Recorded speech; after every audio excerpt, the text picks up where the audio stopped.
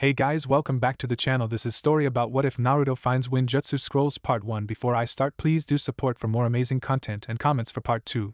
Do consider to subscribe my channel and share my video to your friends and check out the description as well. Let's start the video. Uzumaki Naruto.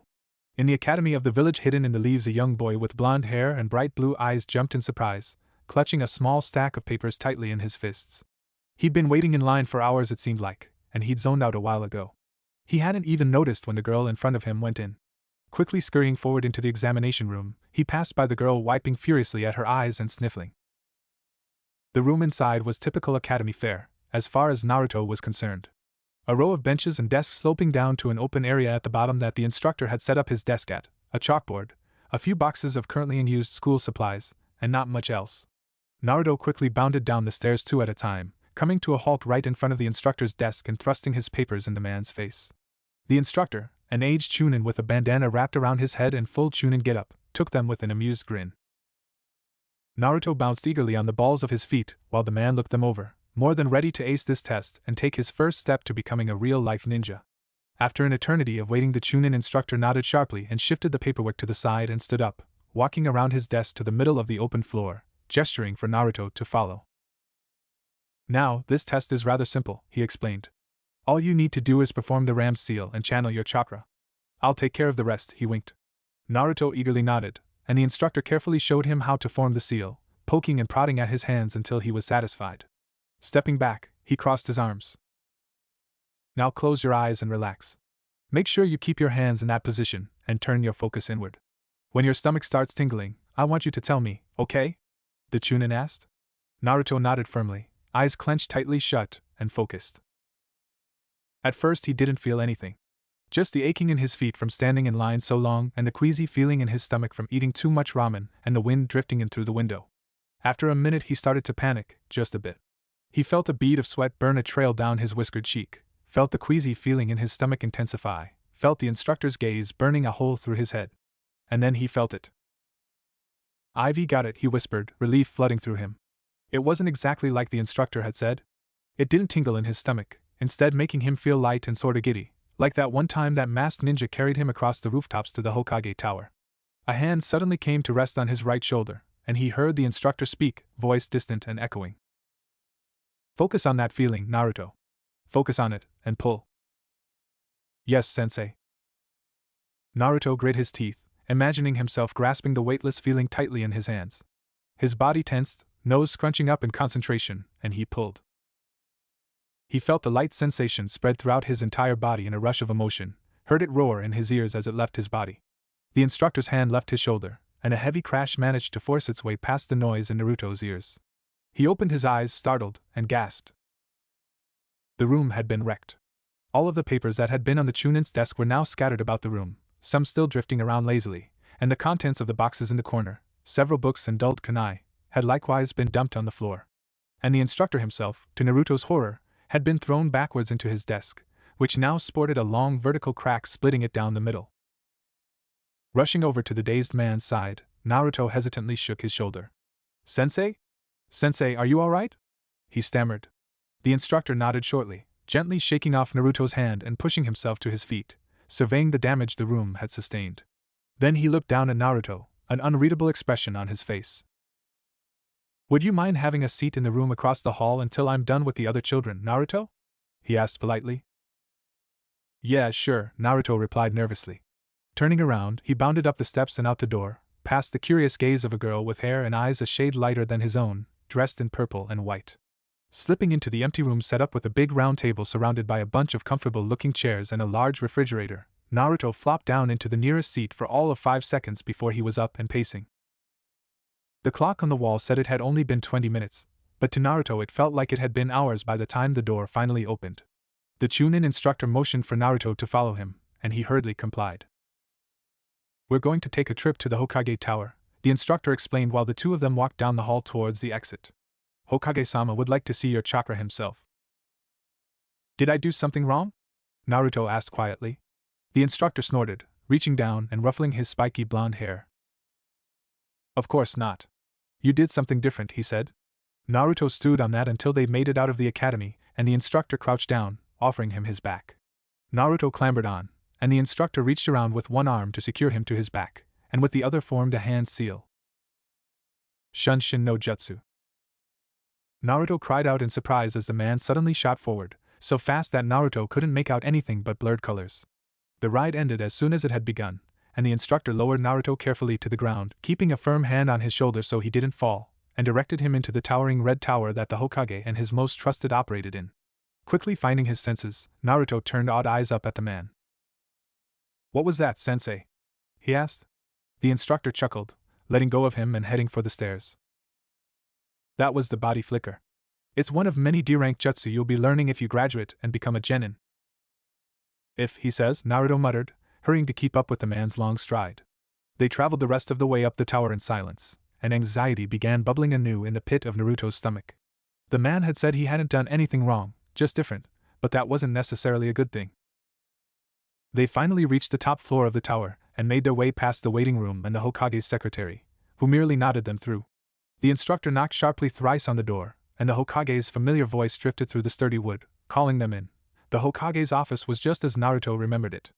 Adorned with several shelves filled to the brim with scrolls, 3 straight-backed chairs in front of the Hokage's desk, and the Hokage's desk itself, an ornate oak piece that stretched nearly wall to wall covered in scrolls and stack of paperwork. The old man himself sat back in his seat, staring contemplatively at Naruto, Hokage hat and robes securely on his person. The 2 masked shinobi standing on either side of his desk were new. Naruto peered curiously at their unusual uniforms. Instead of the pure black clothing he was used to seeing, theirs had patches of muted green mixed in. And their masks were different too. They were even stranger than the usual fare. One was decorated sorta like a cat, with big pointy ears and strange markings around its eyes and mouth. The other was completely blank, a plain white oval that somehow managed to creep Naruto out even more than the freaky cat. "Ah, Naruto, it's good to see you again," the old man greeted warmly. Naruto quickly turned away from the 2 strange-looking shinobi and offered him a grin. "Hey, old man." "By your leave, sir," the instructor spoke up behind him. The Sandaime nodded genially. "Of course, Izumo. Thank you for escorting Naruto here safely." The Chunin bowed, turning to leave. Naruto's eyes widened and he quickly lunged to catch the man's sleeve. I just wanted to say sorry again," he mumbled in answer to the man's curious look. "I didn't mean to, throw you into your desk and stuff," he trailed off lamely, looking down at his sandals. A moment later a hand was ruffling his hair, and he looked up to see Izumo smirking at him. "No problem, kiddo," he said. Then he turned and walked out the door, closing it softly behind him. "So Naruto," the old man said, "Izumo told me your attempt at channeling chakra yielded some unusual results. Could you try channeling some more for us?" "Are you sure?" Naruto asked doubtfully. Wrecking the academy classroom had been bad enough, but what would happen to him if he ruined the Hokage's office? The Sandaime just nodded, smilingly reassuringly, and Naruto found himself forming the ram seal once again and focusing on the feeling of giddy weightlessness in his gut. This time he knew what he was looking for, and he also knew how to coax it out, so when the feeling sped out of his body this time the roar in his ears was replaced with the sound of ruffled clothing and scrolls. He cracked one eye open and found the room no worse for wear, to his relief. The Sandaime hummed thoughtfully. "Mujina, Bakuniko, if you'd please," he said, and the 2 masked shinobi strode over to Naruto, crouching down and prodding him with glowing green fingers. Naruto took a startled step backwards, but they simply moved forward with him, continuing to poke at different spots on his body. "Don't worry," the old man called. "They're just checking your tenketsu." Well, Naruto didn't know what tenketsu were, but if the old man said they were alright he supposed he'd trust them. For now. After a few uncomfortable minutes the shinobi both abruptly stood up and retreated back to the Hokage's desk. The old man snapped his fingers and suddenly another shinobi melted out of one corner of the room, reaching over Naruto and opening the door. "Go," the man commanded, voice muffled by the mask on his face, and Naruto hurried out. The shinobi walked right by him, past the secretary into the waiting room, where he took up a stance by the doorway. Naruto followed carefully behind. "So which one are you?" Naruto blurted into the silence. The shinobi's mask turned to face Naruto directly, but he didn't otherwise answer.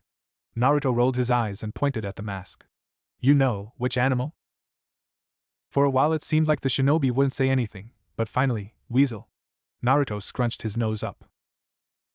"That sucks," he said distastefully. "When I graduate I'm gonna be something really cool, like a lion or a shark." Weasel cocked his head further. "Only Umbu are issued shinobi masks." Naruto stared at him in confusion. "What's an Umbu?" Weasel sighed. By the time Weasel finally led Naruto back into the old man's office, the sun had begun to set, and the queasy fullness in his stomach was long gone. Walking in, Naruto noticed that the two Weirdumbu, as he now knew them to be, had left, leaving the Sandaime by himself. The Hokage was currently facing away from them, his chair swiveled to look out at the village through the office's large windows. Wispy trails of smoke floated up above the chair, and the smell of tobacco hung in the air. "Have a seat, Naruto," the old man said. Sitting down again was just about the last thing Naruto wanted to do, but the old man sounded serious, and when old man Hokage got serious you listened. Period. So he grabbed a seat and waited. "Thank you, Weasel. That will be all." Naruto twisted in his seat, a goodbye on his lips, but found the shinobi had already disappeared. Huh. Naruto. He whipped around to see the Sandaime staring at him with an unreadable expression. "What does being a shinobi mean to you?" Naruto blinked. What? What does being a shinobi mean to you?" The Sandaime patiently repeated. "Why do you wish to be one? Why would you rather be a shinobi than a blacksmith or a cook?" "Because ninja are awesome," Naruto said enthusiastically. "They can breathe fire like dragons and break trees with their fists and teleport like Izumo-sensei. They get to save princesses and beat up bad guys and everyone notices and respects them. Especially the Hokage. And... Is that why you want to be a shinobi, Naruto?" Sarutobi interrupted him softly. "To be noticed and respected?" Naruto sputtered for a moment, eventually shrugging with forced nonchalance under the weight of the man's gaze. "I guess that's one reason," he agreed casually. The Sandaime raised an eyebrow. "Do you want to know why I became a shinobi, Naruto?" Naruto nodded eagerly, of course. "I became a shinobi to protect Konoha." The blonde child's eyebrows furrowed. Don't they all do that?" "To some extent, yes," Sarutobi agreed. "But some desire fame first and foremost. Or money, or power," the old man peered down at him. "Some desire respect." Naruto averted his eyes, feeling guilty for reasons he couldn't even understand. "There's nothing wrong with desiring such things," the Hokage assured him, allowing Naruto to relax.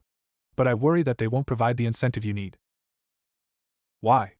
Naruto asked curiously. Sarutobi drummed his fingers pensively on the desk, a thoughtful expression on his face.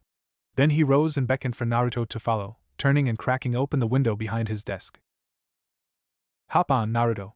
And for the second time that day Naruto scrambled up onto a piggyback ride with the shinobi.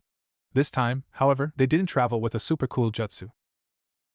Instead, the Hokage stepped up onto the windowsill, crouched, and leaped across Konoha towards the Hokage mountain. Naruto shrieked in surprise as they soared above Konoha's nighttime inhabitants, cringing when the Yandaime's sculpted head came into view. Yet, amazingly, the Hokage landed light as a feather on one of the sculpture's spiky locks. He crouched again, allowing Naruto to slide off his back and collapse into a sitting position. Once Naruto had regained his wits, for the second time that day, he turned to chew out the old man only to find him staring ahead. "Look, Naruto." Grudgingly, Naruto turned towards Konoha.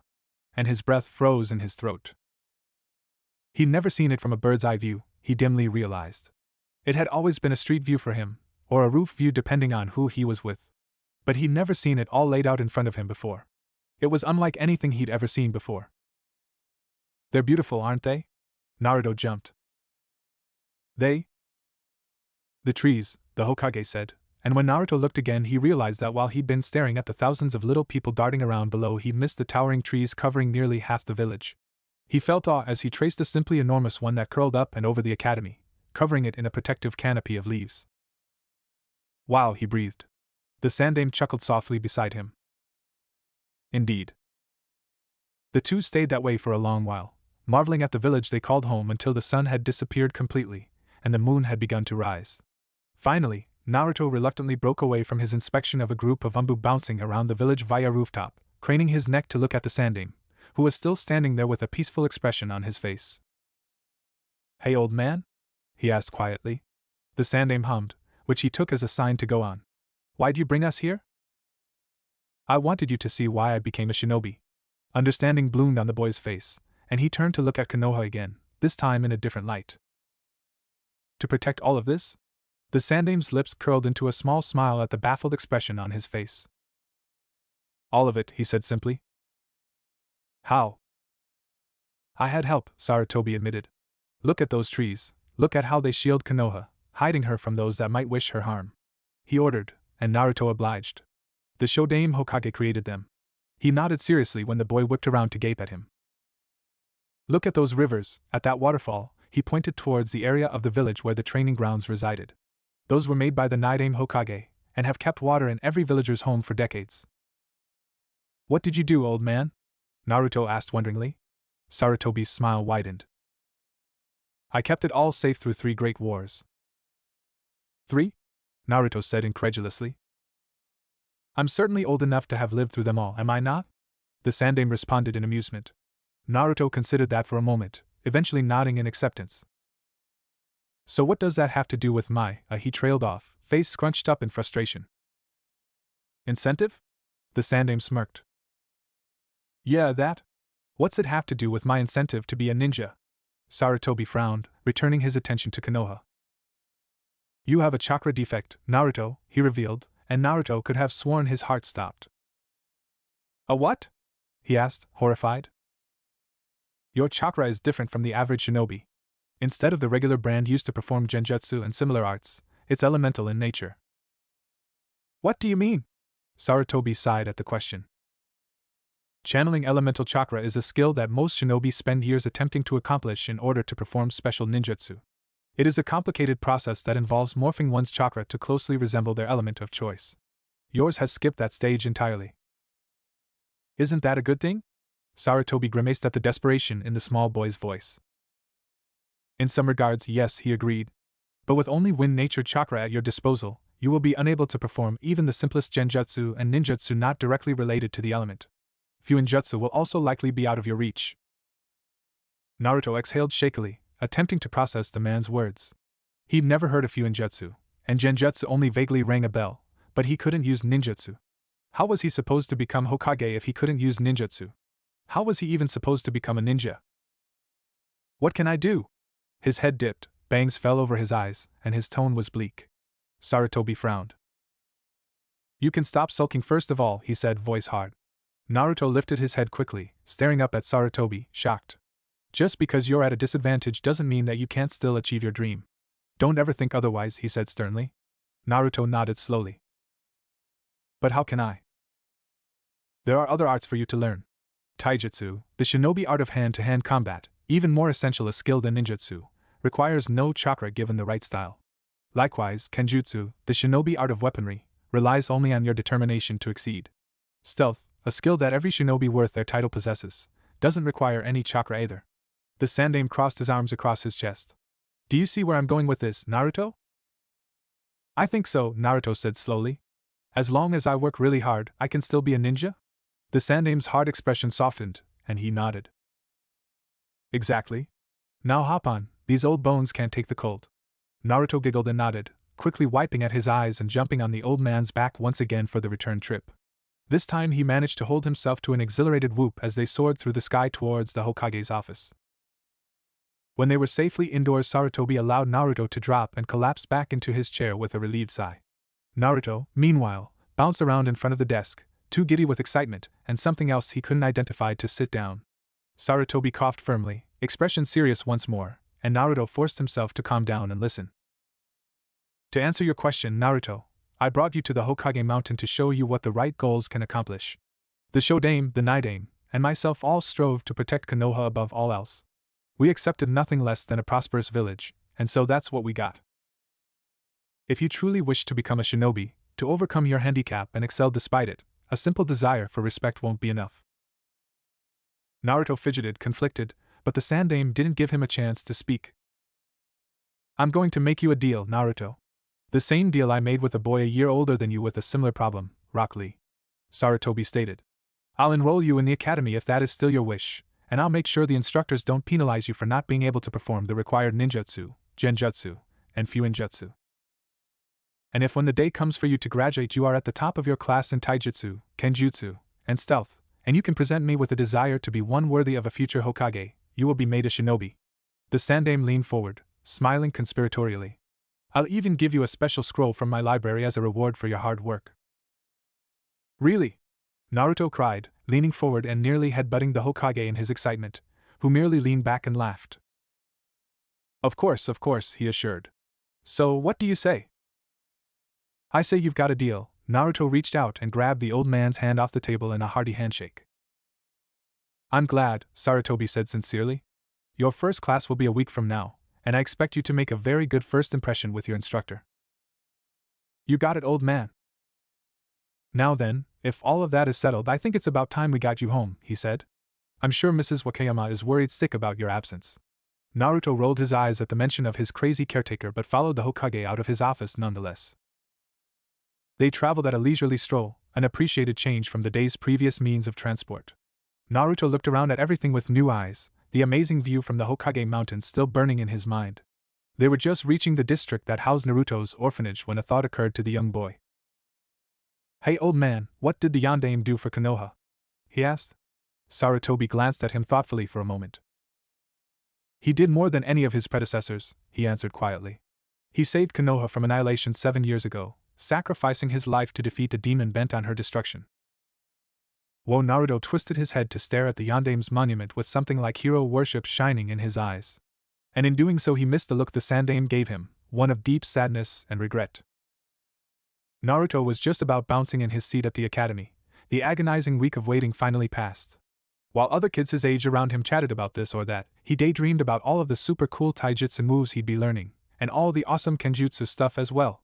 Stealth didn't sound quite as cool, but he'd find a way to make it fun, or his name wasn't Uzumaki Naruto. Excitement and determination both flowed through him like chakra, leaving him feeling giddy and light. Or maybe that was his chakra. Pausing, Naruto glanced around and sure enough saw hair ruffling and papers rustling from his unconscious channeling of chakra. Closing his eyes quickly, he focused on pushing the feel of his chakra back into his body, relaxing only when the last little bit had been contained. He'd have to be careful about that, he realized. Fortunately, any mood-killing concerns with his strange chakra were quickly shoved into the farthest recess of his mind when the door opened below and a man wearing a chunin vest sporting a spiky hairdo walked in. Immediately the conversations in the room died down, the other kids turning their attention just as expectantly on the man as Naruto. Hello students, he greeted cheerfully. Walking over to the solitary desk in the room he dropped a stack of papers he'd been carrying, and then reached down and grabbed an armful of textbooks from a box next to the desk. He quickly set about climbing the stairs and handing each student a textbook. Naruto practically snatched his own copy out of the man's hand, earning himself an amused grin for his troubles. He immediately cracked open the book and started flipping through the pages. Once all of the books had been handed out, the man returned to his desk and grabbed a sheet of paper from the pile. He began reading names off of the apparent attendance list with practiced ease. When it came to be Naruto's turn he found he was too absorbed in the book to do his awesome introduction he'd planned, instead simply waving his hand in the air. He wasn't actually reading it, per se, more looking through the pictures provided, but man were they some interesting pictures. Now then, my name is Yumino Irika, and I'm going to be your instructor for the next 5 years.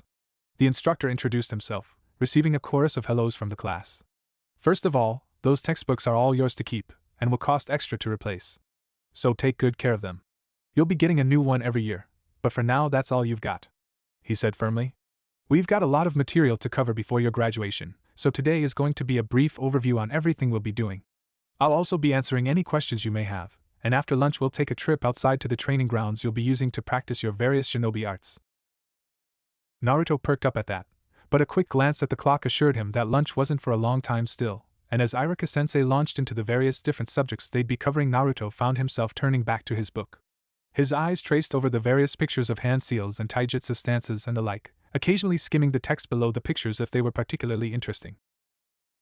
Time passed like this, Irika-sensei babbling on about something or the other and a few students here and there asking questions, when Naruto alighted on a picture that instantly had him raising his hand. Yes, Naruto? Irika asked. Naruto held up his book and eagerly pointed to the picture that had caught his attention, a small illustration of 2 Anbu dressed in muted green and black with strange, demonic-looking masks. Who are these guys? Irika raised an eyebrow. Can I get a page number?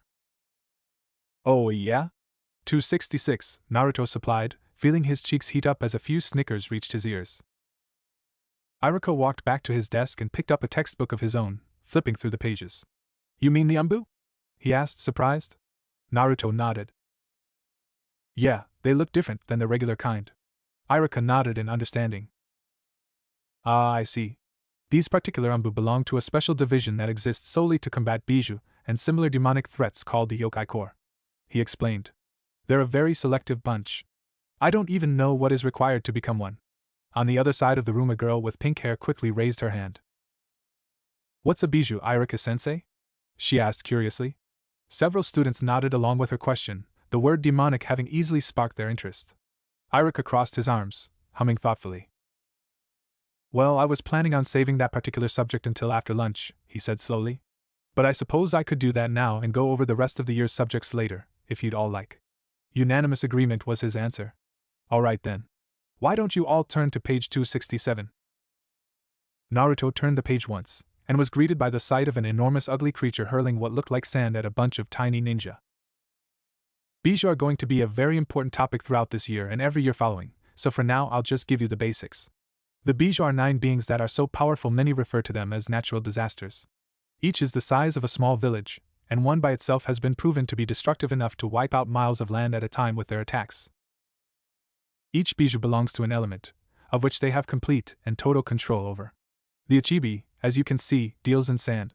Part of the reason they're such big problems is that very control over their element.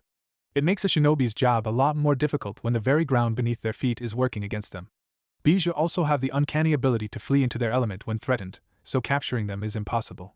Irika's expression softened, seeing the rapidly growing horror on the children's faces. You all don't have anything to worry about, though, he assured. The Yokai Corps are very good at their job.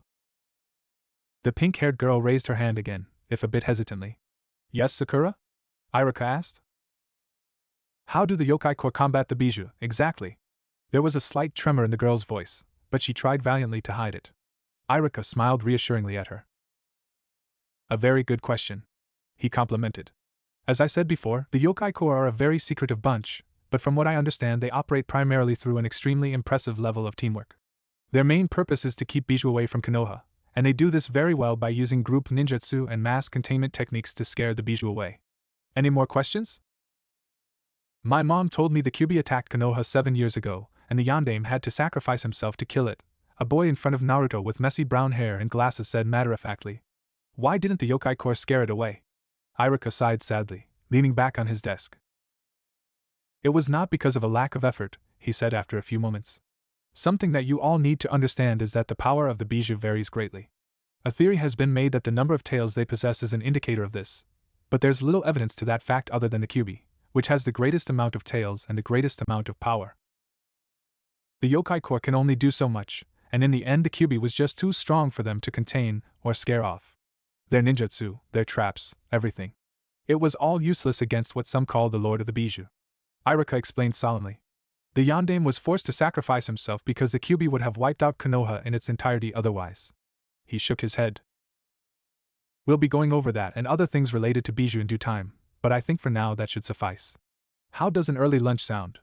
There were some scattered nods and muttered acceptances, but for the most part the children were all still trying to take in this new, scary information. Naruto, meanwhile, quickly flipped through the pages in his textbook while the other kids gathered up their lunches and headed for the door, ignoring the various different bijou on display until he reached the 9th and final bijou. An entire page had been taken up by the illustration. That of an enormous, snarling fox with hateful crimson eyes and 9 lashing tails crouched in the middle of what looked like a hurricane. Trees the size of toothpicks whipped around the raging beast, and the very clouds above it were being dragged down from the sky into what looked like a tornado. Naruto's eyes flickered down to the caption. Kyuubi no Kitsun. Bijou of Wind. Uzumaki Naruto's shinobi goals, the scroll reads, unfurled on the stone of the Yondaime's head. That's all it reads. My brush taps against one of the Yondaime's locks in a steady beat. I haven't even bothered dipping it in ink yet. I scowl at the mostly blank scroll, at the barrier it represents between myself and a Konoha headband. It's been 5 years since I started the academy, and 5 years since the deal I made with the old man. 5 years of staring at a blank scroll hoping for an epiphany. This is so stupid, I hiss. My chakra control slips and a low, moaning wind kicks up, ruffling my hair and sending my scroll rolling merrily right off the side of the Hokage mountain. I groan, dropping my head in my hands. I'm screwed. I'm completely and utterly screwed. Tomorrow is graduation day and I still don't have anything to tell the Sandaime. Why can't I just write Protect Konoha and be done with it? I mumble. It would be so easy. All it would take is a new scroll and some ink and a convincing smile. Boom, shinobi. Easy as 1, 2, 3. So why can't I? I peek through my fingers at Konoha, at the legacy of all the Hokage. It would be easy to lie to the old man, to tell him I want to protect Konoha and all of its inhabitants. Easy to cheat my way out of our deal. He'd nod and smile proudly and hand me my headband himself. I'd rise through the ranks, and one day he'd give me his hat too. I'd be Konoha's newest protector, the one shinobi that everyone respected. And it would all be a lie. I sigh, leaning back and uncrossing my legs. I can just make out Konoha's business district from here, the one area of the village still active this late at night or early in the morning, as it were. The bars in particular are still alive with lights and drunken patrons, and my mind easily supplies a slew of shouting and laughter to go along with the imagery. My eyes track a chunin, walking slowly towards one bar in particular. I watch as he slips in through the wooden doors, shoulders slumped. And I watch as not a minute later he stumbles right back out, a small, portly man following right along and shoving the exhausted shinobi until he stumbles and collapses in the dirt. He stomps back into the bar, leaving the chunin to struggle to his feet and shuffle away. My teeth grind. That fat asshole doesn't deserve my life. He doesn't deserve old man Hokage's life. None of them do. They don't deserve a single drop of my blood, a single. Naruto. Gah! I whip around, on my feet, one hand already clenched tightly around a shuriken from my weapon's pouch. And I see none other than Uchiha Sasuke, my greatest and most unwanted rival, standing at the top of the steps that encircle the Hokage mountain. What are you doing here, Uchiha? I demand. The scowl that appears on his face gives me a lot more satisfaction than it probably should. There isn't a lot that gets under his skin every time. Don't call me that, he snaps. Seriously though, why are you here? I ask. He rolls his eyes and walks forward, sitting down beside me. I couldn't sleep, he admits. I'm too. Nervous? I smirk. Excited, he smoothly counters. So you figured you'd come bother me instead? Sasuke shrugs, staring down at Konoha. What are the ink and brush for? He asks. My eyes flicker down to the brush still held in my right hand, inside the ring of the shuriken, idly spinning it. I'm practicing my kanji, I tell him casually. Where's your scroll, then? Rolled over the edge, I answer truthfully. HN. Yeah, go HN yourself, I mutter, plucking the shuriken off my brush and shoving it back in my pouch. I crack open the ink blot and dip the brush in, shifting so as to face one particularly spiky lock of the yondame's stone hair. It's no scroll, but it'll do. I don't have anything in particular to write, but I've seen enough of Konoha for one night or morning. So I draw seals. First a basic storage seal, the first seal Irika-sensei ever showed us. Then a seal to mute sense. A heating seal. An artificial lighting seal. A chakra-absorbing seal. I'm just beginning the first brush strokes for a certain spiraling seal when Sasuke is suddenly leaning over me, a strange look on his face. He reaches out and touches a hand to my storage seal, lighting it up blue with chakra. He moves down the line, lighting each of the seals up except for the chakra-absorbing seal, which glows a malevolent red as it sucks his chakra up. He leans back, a nonplussed look on his face. Do I pass? I ask dryly. How do you know all those seals? I pay attention in class, I deadpan. Sasuke shakes his head and jabs a finger at the chakra-absorbing seal. That was never covered in the academy. He gestures at the beginnings of my last seal. And none of the seals Irika-sensei showed us had spirals in them either. He cocks his head. Besides, you can't even use seals. Why go through the trouble of learning them? God, he's such a prick. Well, Uchiha, I begin, drawing the name out slowly, much to my rival's ire. As you just proved, I can still lay down all the groundwork even if I can't directly activate them myself. And in case you didn't notice, seals can do pretty much anything. Maybe I'm looking for a seal that can fix my chakra. The real reason for my rabid research of Fuinjutsu burns from its place on my stomach. Sasuke scoffs, but turns back to Konoha nonetheless. I roll my eyes, drop my brush into my pocket, and shove the used ink blot into the still glowing storage seal on the yondame's hair. I stand up and stretch, earning myself several immensely satisfying pops and cracks. Time to turn in, I think. I'll see you tomorrow, Sasuke, I say, shooting him a mocking salute and heading for the stairs. Why were you really here? Sasuke asks. I freeze. You wouldn't come up here for something as simple as practicing kanji. I turn to face him, features carefully neutral. How would you know? He rolls his eyes. I know, you idiot. Not well enough, I retort. Turning on my heel, I continue for the stairs. Is it the deal? Damn. I deflate, the air rushing out of me in an enormous sigh. Yeah. I don't see what there is to worry about. Just tell the Sandaime you want to be the Godaime Hokage someday and be done with it, he offers. I lean back against the face of the Hokage mountain, crossing my arms. That won't be enough and you know it. I can't just do this halfway. Maybe he'd accept something like that, but it wouldn't be right. My goal as a shinobi has to mean something. Something important. I can't accept anything less. I explain in frustration. Sasuke turns back to Konoha, a tense silence falling over the two of us. I'm considering just calling it a day and leaving when his voice drifts over his shoulder. You know why I want to be a shinobi? I blink at the question. To surpass your brother, right? It's not entirely a guess. Sasuke has said something similar several times before, after, or even during our daily spars. Even so, I can just barely make out his shaking head in the darkness of the early morning. Close. He cranes his neck, staring at me with hard eyes. My goal as a shinobi is to separate myself from Uchiha Itachi, from Uchiha Fugaku, and from the Uchiha clan as a whole. My goal is to become a shinobi all my own. That goal wouldn't mean much of anything to the Sandaime, but it means something to me. That's all that matters in the end, he says quietly. He leans back, resting his head on his linked hands. Good night, Naruto. I nod slowly, for once accepting a clear dismissal without a retort, and make my way down the steps.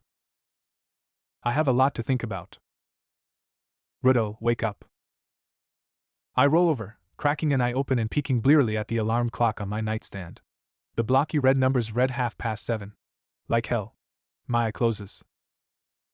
Naruto. Get out of my apartment, I mumble. A firm hand claps my ear, snapping my head to the side. I open my eyes and fix my intruder with a dangerous look. The black-haired, black-eyed intruder stares right back, unfazed. He holds out a steaming cup of ramen. Tomatoes are under the sink, I grunt, sitting up and snatching the ramen from his hands and gulping it down in one go. I toss the woefully empty cup amongst its brethren in the trash can beside my bed and scrub at the gunk in my eyes. You hid them there last time. Sasuke's tone is carefully blank, but I've dealt with him long enough to detect the subtle annoyance hidden therein. I throw the covers off me and stretch, smirking. Yup. I head for the bathroom, grabbing a towel from off the floor along the way. A quick shower and a bit of dental upkeep later, I walk out, throw on my baggy orange pants and black Konoha emblazoned t-shirt, and leave for the kitchen. Sasuke's there sitting at the table, dressed in the same plain white shorts and high-collared blue t-shirt as yesterday, Konoha headband practically shining on his head, plowing through my produce like a man possessed. I grab the pot of pre-prepared ramen off the stove and grab myself a bowl and some chopsticks. So what is it this time? I ask, leaning against the counter and twirling up some noodles. Sasuke swallows, hitting me with his clan's patented smirk. Felt like stopping by. One of these days, Uchiha. One of these days. You're pushing it. I shovel some ramen in my mouth, absently grabbing my weapons pouch from off the top of the fridge and dumping its contents on the counter beside me.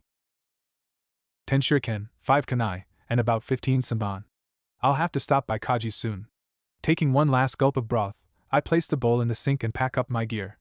Nabbing my sandals from the living room along with my apartment keys, I head for the door. Let's go. I don't trust you alone with my groceries. Sasuke slinks out of the kitchen, wiping his hands on his shirt. Might as well get this done sooner rather than later, I mumble. Sasuke doesn't even wait for me to lock the door before he disappears in a body flicker, leaving me to make the walk myself. What a guy. I make a quick stop along the way, buying some sweet rolls from a vendor. I've gone through 2 of the 3 by the time the academy finally comes into view in all its stony glory. I toss my final roll to the Chunin keeping guard at the gates, prompting him to crack them open for me despite the early hour. I head in, idly wondering what Sasuke bribed him with. Or maybe he just snuck by. Wouldn't surprise me. The academy hallways are as familiar to me as my apartment at this point, more so even, and I navigate them with practiced ease. I bypass Iruka-sensei's classroom entirely in favor of the bulletin board kept next to the instructor's office, where Sasuke just so happens to be waiting for me, a smug look on his face. I beat you. I'm not quite sure if the cracking sound comes from my heart or my dreams. What? I shove past him and search frantically through the various flyers. Finally, I alight on the 7 documents that had been haunting my dreams for the past month. Academy graduate class rankings. I bypassed the ninjutsu sheet entirely, instead focusing on the stealth sheet. First in class, Uzumaki Naruto. Second in class, Uchiha Sasuke. Taijutsu. First in class, Uzumaki Naruto. Second in class, Uchiha Sasuke. A lead weight settles in my stomach. Somehow, I'm not surprised that Kenjutsu was what tripped me up in the end. I can barely hit the bullseye consistently, and Sasuke has been flaunting those fancy deflection tricks since third year. I scan up the Kenjutsu sheet, morbidly curious as to how close I came. Second in class, Uchiha Sasuke. First in class, Uzumaki Naruto. Wait. Behind me, Sasuke snorts. I was talking about the Rookie of the Year spot. You came in second. Well, of course you beat me overall, I say incredulously. I gesture wildly at the 3 sheets labeled ninjutsu, genjutsu, and fuinjutsu. I can't even do 3 of the 6 arts we were graded on. I was never in the running in the first place. I slump against the wall, sighing shakily. Don't scare me like that. Want a hug? I'll cut you. Sasuke beckons. Come on, let's go find out who our third teammate is. I raise an eyebrow. What makes you so sure they'll put us on the same team? Why not split up the top 2 and make the teams more balanced? I ask, pushing off the wall and following after my kinda sorta rival friend. We have the best teamwork out of any other pairing in our class. Even the Ino Shikacho group can't touch us during team drills. The Hokage would have to be an idiot not to put us together. Sasuke explains blithely. So who do you think our third teammate is going to be, then? I ask, half sarcastic and half curious. Sasuke shrugs. Probably a kunoichi of some sort. Maybe that Hyuga girl. We're the first to arrive in the classroom, to be expected considering the god-awful hour I was woken up at, and Sasuke takes his customary seat by the window while I rummage through Irika-sensei's desk. Finally, I yank free a worn blue textbook with a triumphant cry. Hopping up the tables, I collapse onto the bench beside Sasuke, cracking the book open. Why do you always do that? I look up from my page flipping, startled. Huh?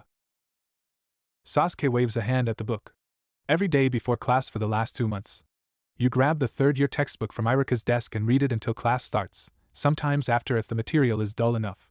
Why not just read it on your own time? My eyes flicker down to said book and the large illustration of a wispy purple cat I just turned to. I lost my own copy a while ago, and this edition has the most info on the bijou and the yokai core and stuff. I shrug. It's interesting. Sasuke hums, turning towards the window. Rolling my eyes, I turn back to the chapter I'd flipped on the Nibi, Bijou of Spirit. The rest of our classmates start filing in not long after, and soon enough everyone is here but Irika-sensei. I do my best to read through the chaos, flicking back to the start of the chapter for another read-through. There's something about this particular entry that keeps eating at me, something important. My stomach burns. The Nibi no Nikomata is the most mysterious of the 9 bijou, even more so than the Gobi, whose paranoia is legendary. It is so because of its element, or what is assumed to be its element. Spirits, while not fitting the traditional term, work well enough in the series of patterns the bijou seem to follow.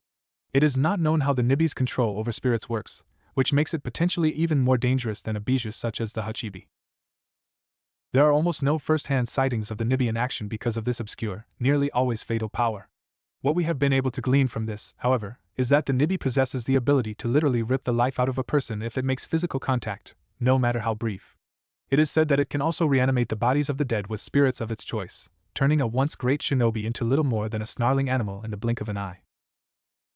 Many have speculated over possible connections between the Nibi and the Shinigami, but it is not clear.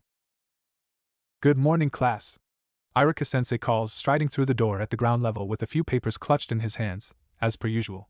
I discreetly close his textbook and slip it under the desk, to be returned later, as he shuffles some papers on his desk. Then he looks up, right at me, and gestures for me to come over. Well, crap. I hop down the steps and approach the desk, smiling brightly. What's up, Irika-sensei?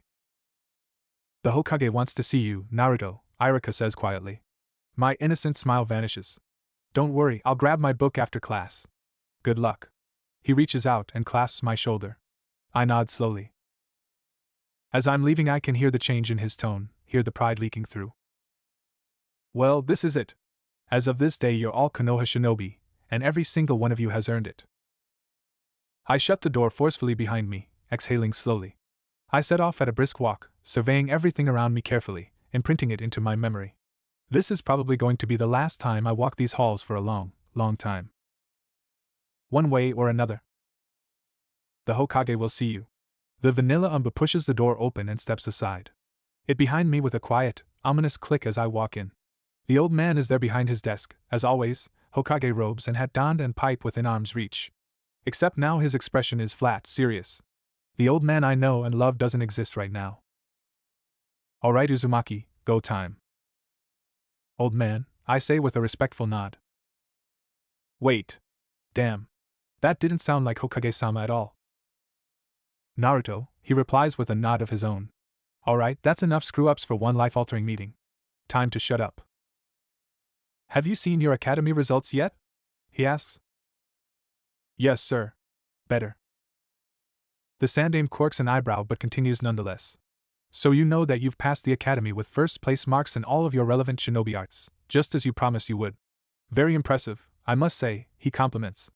I grin, just a little. However, there is still one more thing I require of you before I can declare you a shinobi of Konoha. He steeples his fingers, Hokage hat casting eerie shadows over his features. Do you have an answer for me, Naruto? I slowly nod. Let's hear it then. I rock back on the balls of my feet, close my eyes, and focus on the flow of my chakra. Instantly the giddy, weightless feeling pools in my stomach. It calms the nerves that have been eating at me for months, if only for a moment. I open my eyes. My goal as a shinobi, I begin, is to become Hokage. The Sandaime's eyes narrow, but I soldier on, Sasuke's words echoing in my head. I want to become strong. Stronger than you, stronger than the Yondaime, stronger than anybody. I want to show the world that even a defective orphan can be a Kage. And I want to learn what you see in Konoha. I want to learn what it is about Konoha that inspired the Hokage to do what they did. I want to make it my own, and to become stronger because of it. I want to understand. How do you intend to do this? He asks softly. My hands clench into fists. I don't know, I finally admit. The words burn like a malformed Katon Jutsu in my throat, leaving behind an ugly taste in my mouth. But I will soon, I swear. I promise, fighting to keep the desperation out of my voice. Do you truly believe you can do these things? He asks, not unkindly. Not just any shinobi can become a Kage, after all. I do, I hastily assure him. I know I'm not strong enough now. I don't know enough about my chakra yet, or about the shinobi arts or any of that stuff, but I can learn. I know I can. I'll work harder, I'll put more time in at the training grounds, I'm going to hold you to that, Naruto, the Sandaime interrupts, reaching behind his desk and pulling out a Konoha headband and a scroll the size of my forearm. I don't even dare breath. I believe this is yours, he says. He offers me the headband with crinkled eyes. Just like that? Were you expecting more? He asks in amusement. I shrug uncomfortably. I guess so. Before the words are even out of my mouth, I want to take them back. I am literally being offered a Konoha headband and I'm standing here questioning it? I really must be as stupid as Sasuke keeps saying. The Sandaime taps a finger on his desk, a thoughtful expression on his face. Have a seat, Naruto. I think it's time I told you a story about my students. I blink in surprise, but quickly sit down nonetheless. I've heard the stories of the famous Sannin before, or infamous depending on which you were referring to. Everyone has. But hearing it from their sensei himself would be another matter entirely. The day of their graduation, after they'd passed my test, I presented my Team 7 with an offer. An offer of knowledge. I offered to teach them of Konoha's history, of the details of its founding, its victories and its defeats, all of the things that the Academy didn't have time to cover in those days. I offered to teach them of the softer shinobi arts, of politics and music and much, much more. I offered them everything I knew. The Sandaime leans back in his chair, staring at a point above my head. Orochimaru was the Rookie of the Year, and a perfect example of what a shinobi should be. Quiet, cunning, and capable of picking up anything taught to him almost unbelievably quickly. Anything related to ninjutsu, that is. A sad smile tugs at the Sandaime's mouth. He decided before I'd finished my sentence that it would be a waste of his time. Tsunade was much more polite about it. A studious girl, to be sure, with a truly ridiculous amount of control over her chakra. She had a fair share of appreciation for Konoha's history, but it wasn't difficult to see that her grandfathers and my predecessors had already filled her head with enough of it to last her a lifetime. As far as she was concerned, she'd heard it all. So she refused me, citing the myriad of responsibilities that she had to tend to after our training, and how very sorry she was. He chuckles. Reaching out, the Sandaime grabs his pipe and lights it with a snap of his fingers, a casual display of controlled elemental manipulation that I'm not afraid to admit to being jealous of. He takes a drag, exhaling the smoke in a steady stream toward the ceiling. When all was said and done, Jiraiya was the only one to stay behind. A dead last, a braggart, and a bit of a pervert, he was the only one to see any worth in the knowledge I had to offer. So every day after team training the two of us would sit down in front of the memorial stone, and I'd tell him about Konoha and her past. Some days I'd tell him the story behind a name engraved on the stone, others I'd tell him about the first great shinobi war, and at times I told him about both. I told him about the village's politics, of the politics all the Kage dealt with, even the politics surrounding the daimyo. One day Jiraiya came to me with a question, and then another question, and then another after that. He never feared looking foolish in front of me, and soon our one-sided lectures evolved into spirited debates. Looking back on it now, I don't think I've ever been so pleased with any of my students before. The Sandaime smiles ruefully. A lazy tendril of smoke drifts out of his upturned lips. Despite that, he never did surpass Orochimaru in my eyes. He was a delightful student, to be sure, and a pleasure to trade thoughts with, but I don't think I ever considered him to be a rival to either of his teammates in shinobi terms. Not until they'd all grown up and their true selves had shown through. The old man nods gravely at my surprised look. Indeed. It says something, doesn't it? Tsunade, a revolutionary medic and frighteningly strong kunoichi in her own right, grew hateful and bitter towards Konoha when her brother, and the man she loved, died. The Shodai and Nidaime's waxings were little more than a distant memory in the back of her mind. She came to me in a tearful rage and told me she was leaving and never coming back, and all I could do was sign the papers and watch her walk out of the gates, never to return. She was an amazing student, and an even more amazing woman, and it hurt more than I can put into words to see her go. Orochimaru, the one I saw unending potential in and held a similarly unending pride for, grew cold and monstrous in his pursuit of power. When the time came for me to retire, I couldn't even consider making him Hokage. When I refused him, whatever might have remained of his affections towards Konoha died. He began to steal Konoha's citizens away from their homes and perform inhuman experiments on them, in search of immortality of all things. The Sandaime grimaces. It saddens me to this day to say that I was not surprised when I discovered all that he'd done. He places his pipe down on the table and sighs. And then comes Jiraiya, my faithful dead last. The old man shakes his head. He took my knowledge and he made it his own, took my love for Konoha and did the same. Took the jokes and barbs from his teammates, and made them his strength. He rose high in both rank and esteem, leading many a battle in both the second and the third great shinobi wars.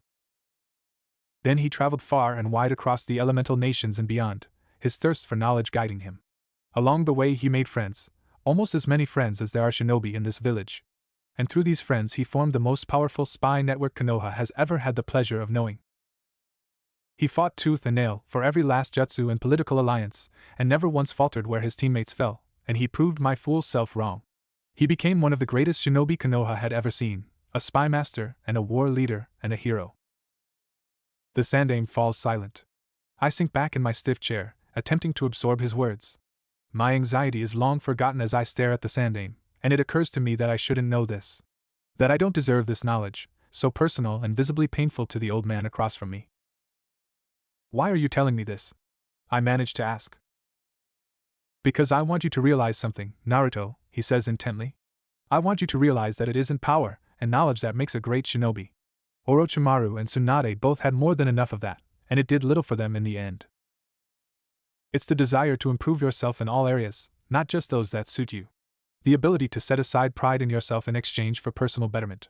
Being able to embrace what is right, and not necessarily what is easy. That is what makes a shinobi great. You don't have the strength or the knowledge that the Kage do, or even some of your peers. But you have the desire and the determination to learn. Reaching across his desk, the Sandaime grabs my hand and places the headband in it. And that more than qualifies you to serve as a shinobi of Konoha. For once in my life I can't think of a witty remark. I thanks, old man. I assure you, it's my pleasure. And your scroll, he holds it out. Quickly tying the headband around my forehead, I snatch the scroll up, cradling it protectively under one arm. He grins. I'm very proud of you, Naruto. If you continue on the path you're on now, I have no doubt that when the day comes I'll be passing this hat on to you. Freaking dust in my eyes. I swipe at them quickly, smiling brightly. Thanks. That means a lot. Now I believe you have a team to meet with, the old man declares, rummaging through the papers on his desk before finally pulling one from the pile. You've been selected by Hatake Kakashi, and your teammates will be Uchiha Sasuke and Hirano Sakura. Best not keep them waiting. The door creaks open, courtesy of the Umbu guarding the door. I'll see you soon, Naruto. The walk out of the Hokage Tower is spent in a hazy sort of awareness. I caress the smooth steel of my headband the whole way down the steps, tracing the engraved leaf. The weight of it feels right, like it belongs there on my forehead. Like I've just regained a part of myself I've been missing for a long, long time. So Sasuke was right about the teams after all. Somehow that doesn't dismay me as much as it usually would. I'm too giddy. Too excited to start my career as a shinobi. Now which one was Sakura again? The trip back to the academy is a quick one, and I find my team lounging on the roof after a few minutes of stalking the halls with no success. Sakura, it turns out, is the quiet one with the pink hair that always got full marks on the written exams. She's wearing a battle dress cut off at the knees the color of the leaves that constantly hang over Konoha, and the cloth holding her headband on her forehead is much the same. I give her my most approachable smile and introduce myself, but all she does is wave shortly back. Weird. So you managed to con the sand name out of a headband after all, Sasuke jabs. I wave him off haughtily. As if old man Hokage knows he can't afford to pass me by, I scoff. Sakura tries and fails to stifle a giggle. Ouch. That's it then? Sasuke asks, eyes flicking to the scroll clutched under my arm. I grin. In all its glory. Strolling over to stone bench, I slap the scroll down. I notice that it's been sealed with the official insignia of the Hokage and Konoha, red ink and everything. A little shiver runs down my spine. What do you think he gave me? I trace the insignia, identical to the one on my forehead. I bet you'll find out if you open it, Sasuke suggests. Maybe it's an A-rank futon jutsu. Or maybe it's some long-lost taijutsu style the old man found way back when he wasn't old, I babble excitedly. A sudden thought occurs to me. What if it's an S-rank futon jutsu? Sasuke groans. Fine, I acquiesce. You Uchiho and your impatience, I lament. Gently, ever so gently, I prick the seal off. I'm tempted to close my eyes, but I get the feeling the time for messing around is over. I silently unravel the scroll, Sasuke watching like a hawk over my shoulder, and immediately chance upon the title of the jutsu. No way, I breathe. Yet the jutsu's name stands stark and bold amongst the rest of text, clear as day. Uzumaki style, heavenly chakra chains. Is that dash? Sasuke exclaims in surprise. My eyes move down the scroll. The heavenly chakra chains jutsu is one of many unique to the late Uzumaki clan of Yuzushiogakure, and is reputed as one of the most powerful. It is a jutsu exclusive to the Uzumaki clan because of the quality of their chakra, which is specifically required for the heavenly chakra chains to serve their purpose. In short, to perform the heavenly chakra chains, the shinobi must have an expert grasp over shape manipulation and an above-average store of Uzumaki chakra. The shinobi shapes their chakra into several links of chain, the size of which is for the shinobi to decide, assuming they have enough chakra to compensate. These chains can then be used to disrupt jutsu, act as extended appendages of sorts, or, as they are primarily used for, subdue opponents. Special Uzumaki chakra? That can't mean what I think it means. No, the old man wouldn't have made such a big deal out of my defect if it ran in the family, right? Maybe. I slowly unravel the scroll further, revealing an illustration of a dozen pure white links of chain erupting from a featureless shinobi and entangling around the throats of as many similarly featureless shinobi. A wall of text greets me next, detailing the particulars of shape manipulation and theories behind the Uzumaki chakra and the role it plays in the jutsu. And above it, at the very top, in bright red lettering, S-rank ninjutsu. Sasuke whistles from his place beside me. Yeah, that's definitely one of them. Them, in this case, was the stash of secret clan jutsu that had made the Uzumaki clan so famous in the Second Great Shinobi War. It was what prompted IWA to wipe them out in the first place. The Uzumaki clan and Yuzushiogakure as a whole had been close allies with Konoha up until that point, so the academy touched briefly on them and their vague clan techniques several times over the years. The day we first went over their part in the Second Great Shinobi War was actually the first I'd ever heard of my clan, and sadly enough the lessons that followed never quite managed to sate my almost desperate curiosity. I still don't know what my mother's name is, much to my frustration. Or maybe my father was the Uzumaki. Not like I'll be finding out anytime soon. Even the libraries don't have anything besides the generic wartime info. What are you two looking at? Sakura suddenly asks right beside my left ear. I jerk back in surprise, allowing her to lean forward and study my scroll. Not a moment later she gasps, snapping up to stare at us with wide, excited grass-green eyes. Do you know what this is? She cries, grabbing up the scroll and pointing at the illustration. This is one of the 7 Uzumaki yokai techniques. They restrained Bijou with this in the Second Great War. She waves her free arm frantically at the scroll. It's been lost for decades.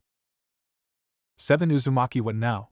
I rack my brain for a moment but come up woefully short on the phrase. Looks like I'm being groomed for Hokage sooner than I thought, I crack instead, mentally filing away that particular piece of information for future research. Where'd you learn that? Sasuke asks Sakura curiously. And just like that, Sakura's bubbly excitement is gone, replaced with a flushed face and eyes firmly fixed on her feet. Oh, I read it in a library somewhere, she mumbles, holding my scroll out meekly. I carefully reach out and grab it, rolling it up and securing it under my arm once more. An awkward silence falls over us. Time for a seamless segue. So hey, where's this Kakashi guy? Damn, I'm good. Sasuke shrugs. Iruka says he doesn't make a habit of showing up on time. Or anywhere in the general vicinity of on time. Well, that sucks. I glance around listlessly. The rooftop is devoid of just about anything interesting, aside from a couple water towers on the far side. Wanna spar? I offer. Of course. After a few moments carefully propping my S-rank clan jutsu up against the rails that surround the roof's perimeter, I walk out into the middle of the concrete where Sasuke is already limbering up into his fruity little taijutsu stance. I crane my neck side to side, breathing deeply. Alright, let's keep this one restricted. I'd rather not spend my first week as a shinobi doing repair work because your dumbass set the academy on fire. Sasuke humps. Weapons? I glance uncertainly back at Sakura, who's currently trying and failing to watch us discreetly. Let's say no projectiles this round. Anything else is good. Sasuke scowls. You know I don't use anything but shuriken in the first place, he says accusingly. Regardless. Let's do this. I shout, hands flashing into my weapons pouch and each yanking out a double-ended kunai. Sasuke streaks towards me, searching for the same weak spot he always goes for at the beginning of our spars. I let my iron grip on my chakra loosen and spin around his stiff-fingered jab, bringing my right hand around in a slash, shrieking with the wind. A sharp pain flares up in the back of my head, and there's the ground. A grunt escapes my soon-to-be bloodied lips as I slam face first into the concrete. The unforgiving pressure of a sandaled foot appears on small of my back, preventing me from getting up. Now, an adult shinobi's voice chides above me. That was hardly polite, starting without me, you two. We haven't even introduced ourselves yet. And that must be Kakashi.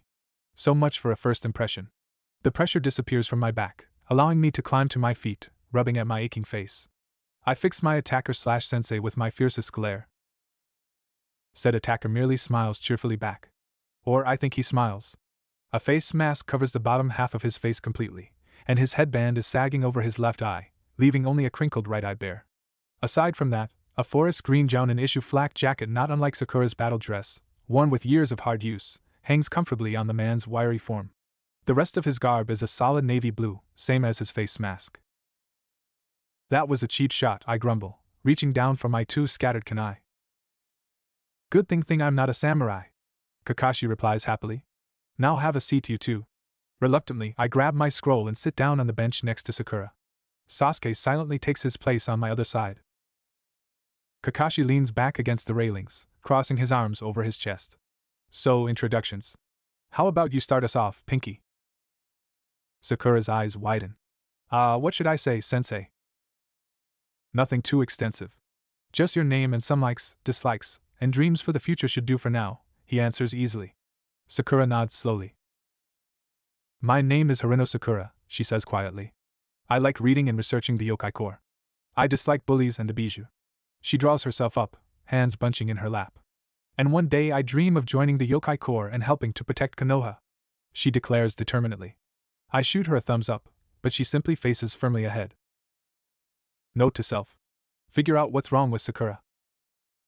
Interesting, Kakashi drawls. Your turn, Uchiha. Oof. Right off the bat, too. My name is Sasuke, said Uchiha insists, tone steely. My likes are training and tomatoes. My dislikes are people that compare me to others. My goal as a shinobi is to make a name for myself, separate from my family or anything else. Kakashi taps his chin thoughtfully. Also interesting. Now you, shorty. Introduce yourself. I'm Uzumaki Naruto, I begin, brushing off the jab. My likes are ramen and studying the shinobi arts. My dislikes are pessimists and cheaters. My dream is to master my chakra defect and become a great shinobi. Kakashi nods in acceptance. Noted. His eye crinkles into a smile. Well, you three aren't the worst graduates I've ever seen. In fact, I think we're going to have a great time together. His head tilts ever so slightly, his single gray eye regarding us intently. That is, if you pass the test. I glance between Sasuke and Sakura, but they're as bewildered as I am. Sensei? I say hesitantly. We already passed the graduation test. Oh, sure you have, Kakashi agrees. I'm talking about a different test. A much, much more important test. The academy exam was just there to make sure you had the shinobi potential to take the genin test, he explains happily. This is the one that really decides whether or not you keep that headband come tomorrow or trade it in for some fashionable merchant clothes. My brows furrow. I don't like the sound of that at all. What is it? Sakura asks. Kakashi pushes off the railing, beckoning us to follow. Let's find out. And then he's off, hopping up onto the steel beams and over to the nearest rooftop at breakneck speed. Shouting a curse, I jump up from the bench and vault over the railing, propelling myself over the gap between the academy and the nearest apartment complex with a concentrated gust of chakra. Already Kakashi-sensei is little more than a dot on the horizon, and the world blurs as I push to close the gap. Sasuke appears at my side in a flurry of leaves, easily assuming an even pace with me. Leaping over yet another rooftop and hastily avoiding slamming into a startled Chunin, I chance a look behind me and see Sakura's pink hair bobbing a few buildings behind us. Kakashi slips constantly in and out of sight throughout the chase, and soon the bustling activity and stone footing of the marketplace dissolves into the sparsely populated but no less active training ground sector, and its crowded trees and sturdy branches. Sasuke and I navigate the treetops as easily as can be expected while keeping a constantly distant focus. Soon enough that they give way to dead, dry earth and chain link fences rising higher than my apartment building. We come bursting out of the last tree, landing in skidding crouches in front of Kakashi, who happens to be casually leaning against said chain link fence reading a book. Straightening up, I breathe deeply once, twice, 3 times. Exhale. You're an ass, I say flatly. Kakashi presses his book to his chest. Oh, my heart. A sharp rustling sound a second later warrants Sakura's arrival. The girl makes the jump about halfway towards us and lands hard on her feet, stumbling once and then falling to her knees gasping for breath. Why did you bring us here? Sasuke demands. Kakashi blinks innocently. For your test, of course, he says. Scowling, I finally look past him and past the towering fences, towards the apparent location of our real genin test. My mouth drops open. It's a forest. A really, really big forest. My head tilts backward, straining to take it all in. An image flashes behind my eyes of a different view of this forest, from atop the Yandame's head. They'd been eye level up there, the trees, and looked unnaturally large, but down here it was beyond ridiculous. They blot out the very sun itself, shrouding everything below in an artificial dusk. A flash of bright red catches my eye, a sign hanging on the fence high above Kakashi-sensei's head. Training Ground 44, it reads. The Forest of Death. This is where we're taking our genin test? What the hell kind of test is it? Now, the rules are simple, Kakashi explains, heading off along the fence. Sasuke and I exchange a glance before following cautiously behind. All you have to do is make it to that tower right there poking through the tree line before sunset, and you 3 are as good as mine. The masked jounin stops beside an open gate. Whenever you're ready. What's the catch? Sasuke asks bluntly, peering forward into the ominous forest. Nothing much, Kakashi says, slapping Sasuke on the back and sending him staggering through the gate. All that's in there are a few bugs and the odd tiger. He reaches out and ruffles Sakura's hair. As long as you keep your head you'll be fine, he assures her.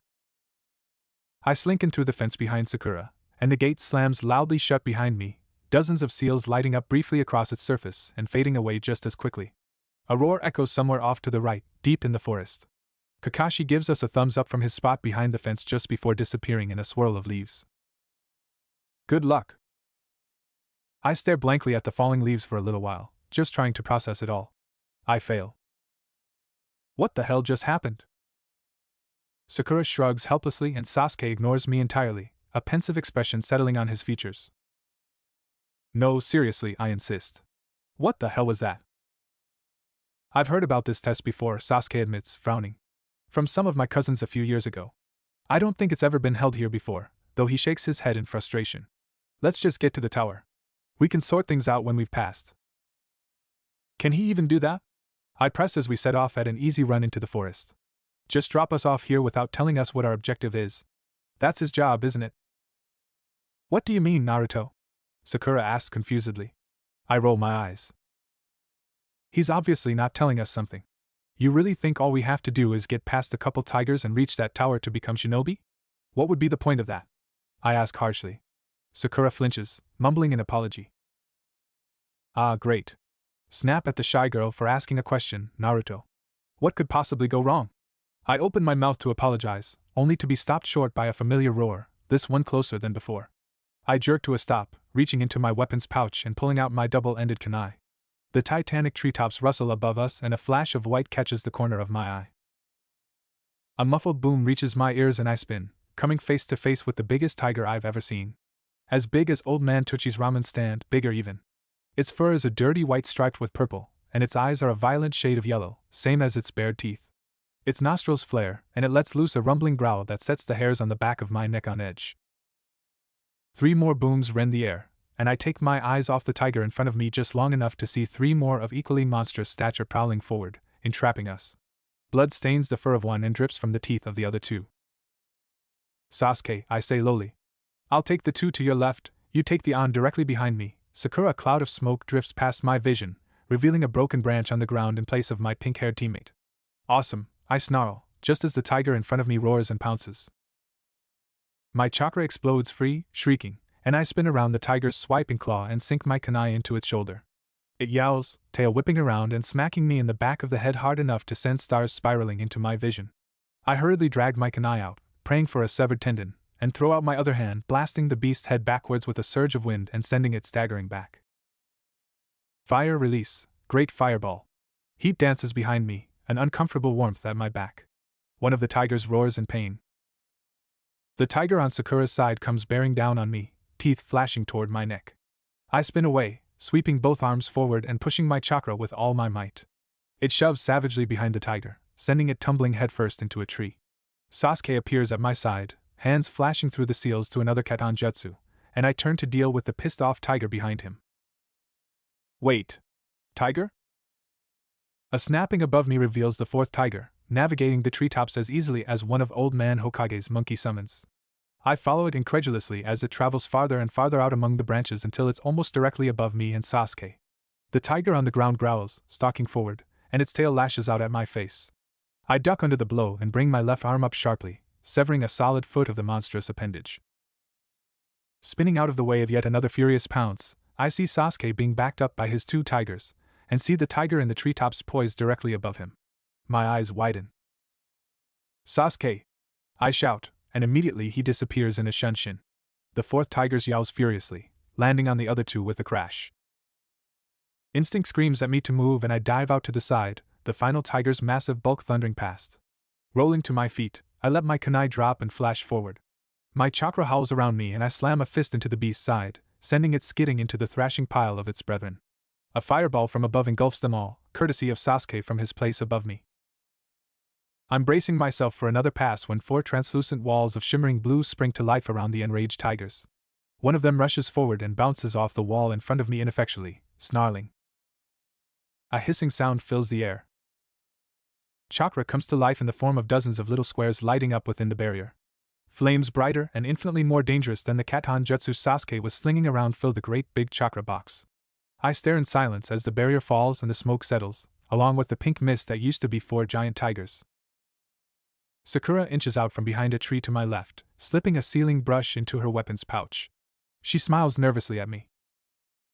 I'm not sure what to say, so I blurt out the first thing that comes to mind. Nice. Sasuke lands heavily beside me. Straightening up, he regards Sakura curiously. Where'd you learn that? Sakura's smile morphs into something just the slightest bit mischievous. I read it in a library. I chuckle, turning to look for my kunai. So was that it, you think? I call, making for a particularly scorched tree. Sasuke shrugs. Probably. Oh god, oh god, oh god, oh god. Bark solid as stone and jagged as a rusty katana tugs at my clothes and leaves angry red scrapes on my hands as I scale one of the massive trees the forest of death is filled to the brim with. My breath heaves in and out of my chest and blood pounds through my veins. A curious light-headed feeling settled over me about an hour ago and has yet to clear up. There's something scuttling up the bark below me. Oh god, oh god, oh god. A thick branch reaches out from a nearby tree and I waste no time latching onto it, swinging up and into a crouch. The creature freezes in its tracks, shivers, and hisses. And then it leaps from the trunk, right at my face. I shriek, leaping backwards and off the branch into a freefall. Desperately, I make a yanking motion with my right hand and my chakra slams into me like a brick wall, sending me back first into the tree. My head impacts it with an echoing crack, and for a terrifying moment white noise is all I know. After an eternity my senses return to me and I find myself hugging the trunk with all my might, forehead pressed roughly up against it. Leaves rustle above me.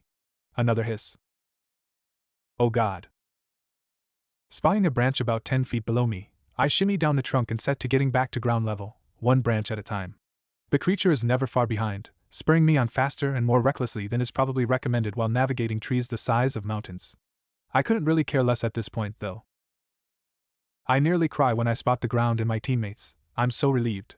Dropping down from the final branch, I perform a beautiful diving roll behind Sakura, peeking over her shoulder fearfully.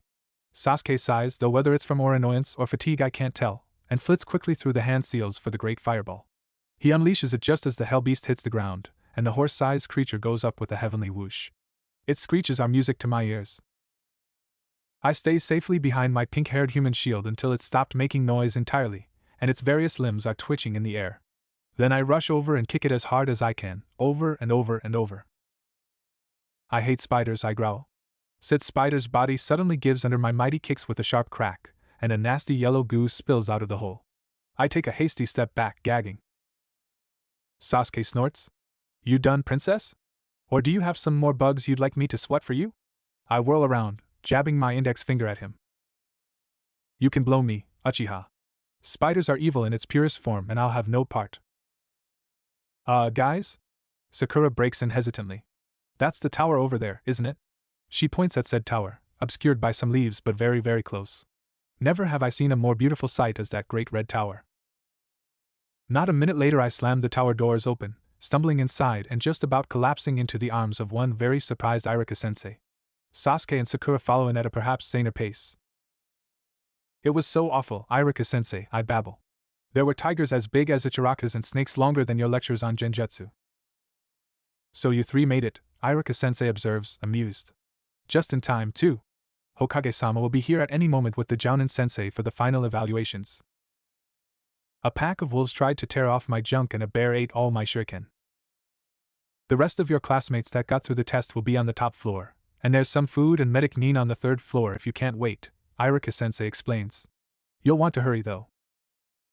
And a demon spider chased me up a tree. Irika-sensei rolls his eyes in exasperation, setting me firmly on my feet. Go on with your teammates, Naruto, before you get disqualified for messing around down here. You can tell me all about it later, he urges. I sullenly comply, falling into step beside Sakura. I gaze forlornly at the third floor and the line of tables adorned with meats of all shapes and sizes as we pass, but somehow manage to power through to the top floor. We emerge into a bare room about 5 times the size of Irika-sensei's classroom, speckled with various groups of 3 of my classmates from the academy. The floor is smooth faded greenstone and the walls a uniform gray. A few teams are sitting on a platform on the far side of the room with concrete steps.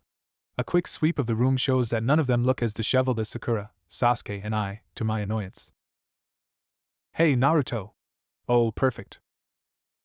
Kiba waves enthusiastically from his spot across the room, breaking away from his huddle with a small girl in a beige coat and a tall boy in a fully body trench coat. Hinata and Shino, I vaguely recall. They follow dutifully behind the boisterous Inuzuka as he threads his way through the teams towards us. You guys finally showed up, eh? Kiba asks, grinning tauntingly. Didn't think you would manage to shake that bear. Good on you. My eye twitches. Thanks, Sakura says softly, inadvertently heading off the verbal kunai I was about to take to Kiba's face. No problem. So which task did they saddle you guys with? Kiba asks, a bit more seriously. Something clenches in my gut. I knew there was something I was missing. I knew.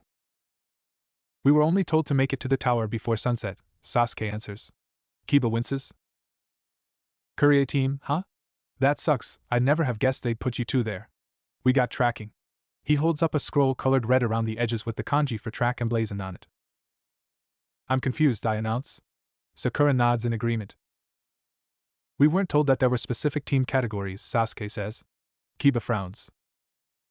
You mean your sensei didn't tell you? Our sensei threw us in here and wished us good luck and that's about it, I reply sourly. Kiba gapes. Seriously? Seriously, Sasuke confirms dryly. Kiba makes to ask another question, but suddenly falls silent, staring at something behind us. It's old man Hokage and a bunch of older-looking shinobi with jounin vests that I don't recognize, and there's Kakashi in the very back, slouching along with his tiny orange book. I step aside, allowing him to pass, followed by all but two jounin, Kakashi and an absolutely gorgeous woman dressed in bandages of all things with black hair and crimson eyes. Kakashi sidles up beside us, keeping his nose buried in his book, and the black-haired woman walks over to Kiba and his team, murmuring lowly to them. The rest of the jounin break off in a similar manner, each seeking out their respective teams until it's just the old man stepping up onto the platform on the far side of the room. He clears his throat, instantly silencing the quiet mutterings that had been drifting through the room. Clasping his hands together, he surveys the room with serious eyes. Hokage eyes. You are all here today because you've decided that you wish to spend your lives as one of Konoha's shinobi, protecting her and her interests alike. You are all here today because you've worked hard day in and day out to reach the level of skill necessary to become a shinobi of Konoha, and you're here because you had the force of will to make it through our infamous training ground 44 in pursuit of your goals. Not all of you here will become shinobi today, I am afraid. That does not mean this has all been for nothing, though. Not at all. Return to the academy, study and practice hard, and I have no doubt I'll be adding your names to our roster come next year. He smiles. For those of you that do ascend to the rank of shinobi, I'd like to give you my sincerest congratulations and hopes that your career is a safe and prosperous one. If ever you find yourselves in need of assistance that isn't being provided by your jounin sensei or your teammates, know that your fellow shinobi are always willing to help. And myself too, if I can find the time. He nods sharply. Your jounin sensei will take things from here, I believe. Best of luck to you all.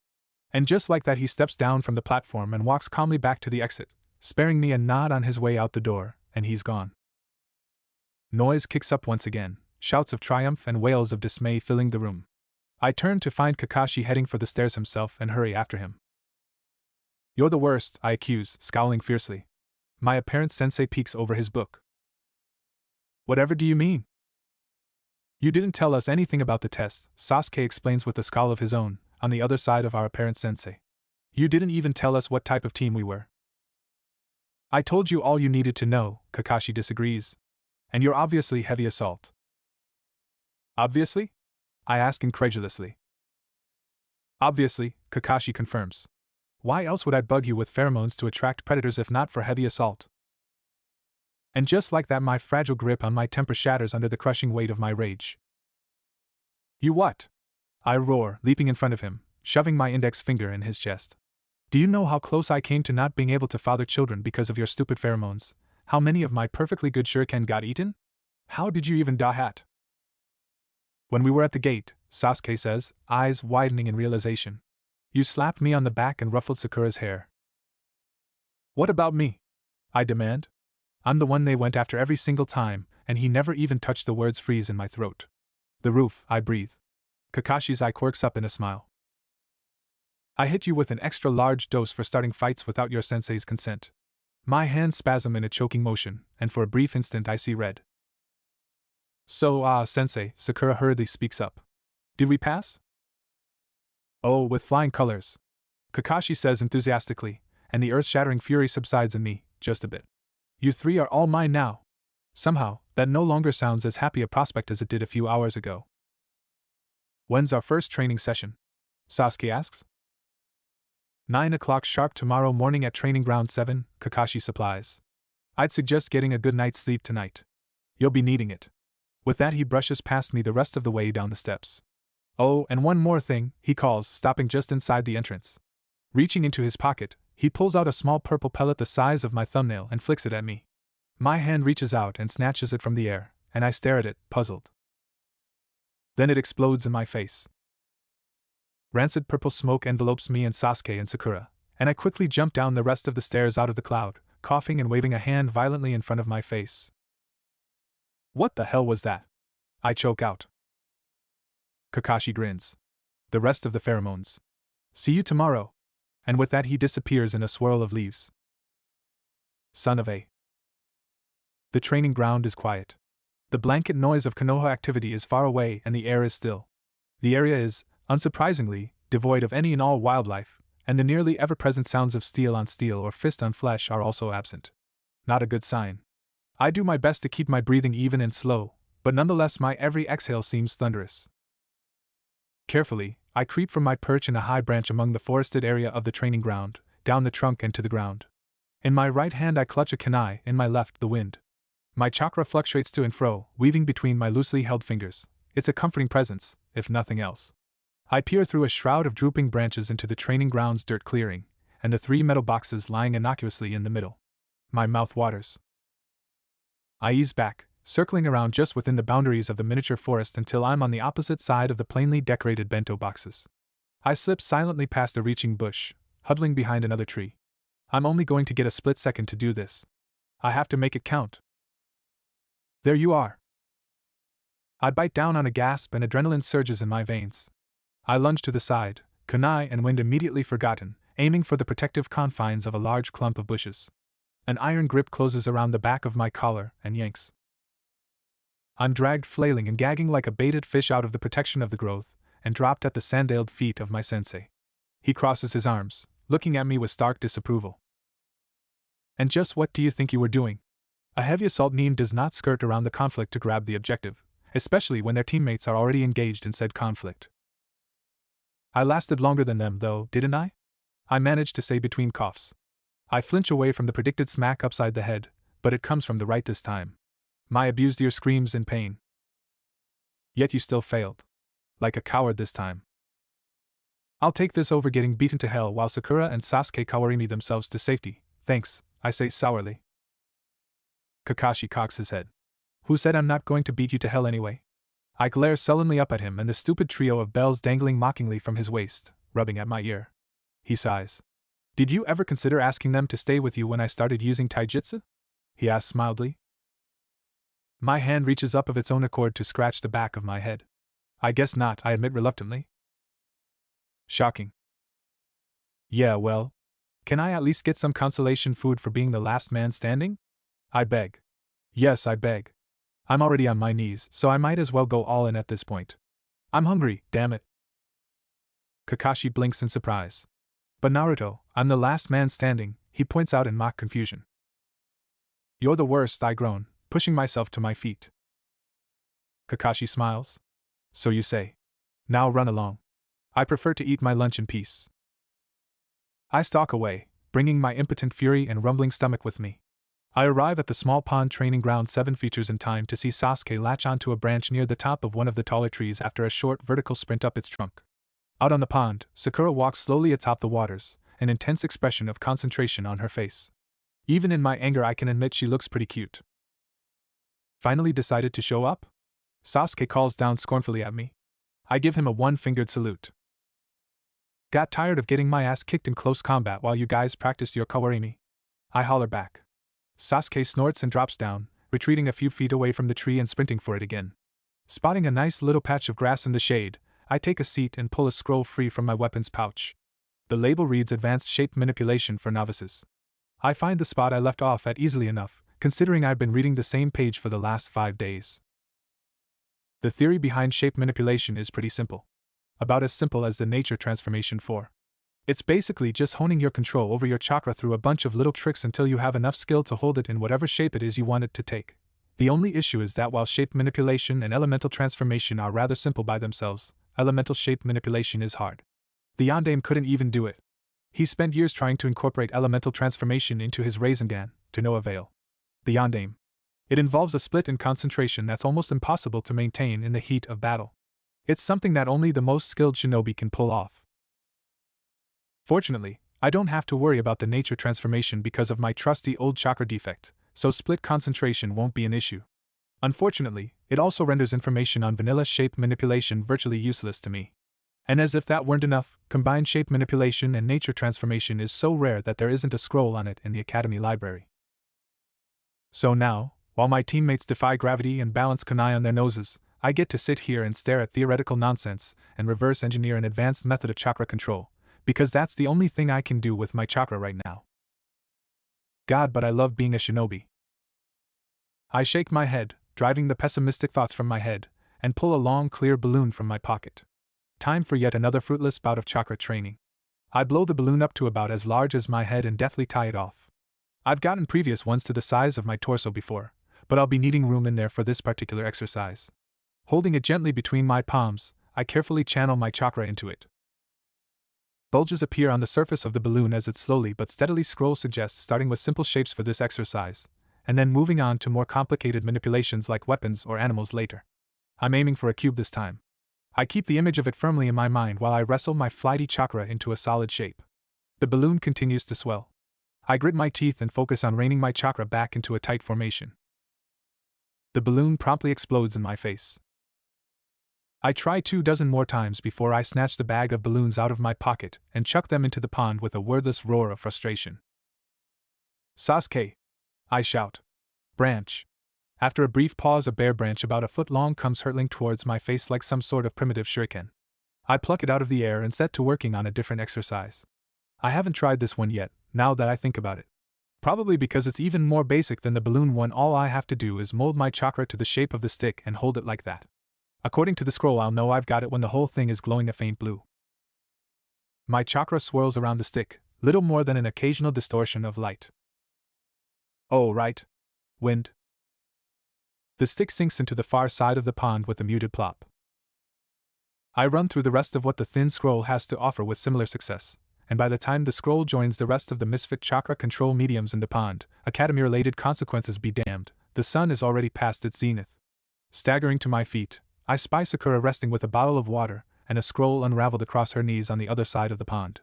A faint rustling sound above me, accompanied by the steady thump-thump-thump of sandaled feet on bark, alerts me to Sasuke's presence just as he drops down in front of me. He smirks. "Ready to start training now?" And there goes the final straw. "Taijutsu brawl, full restrictions," I growl. "To the death."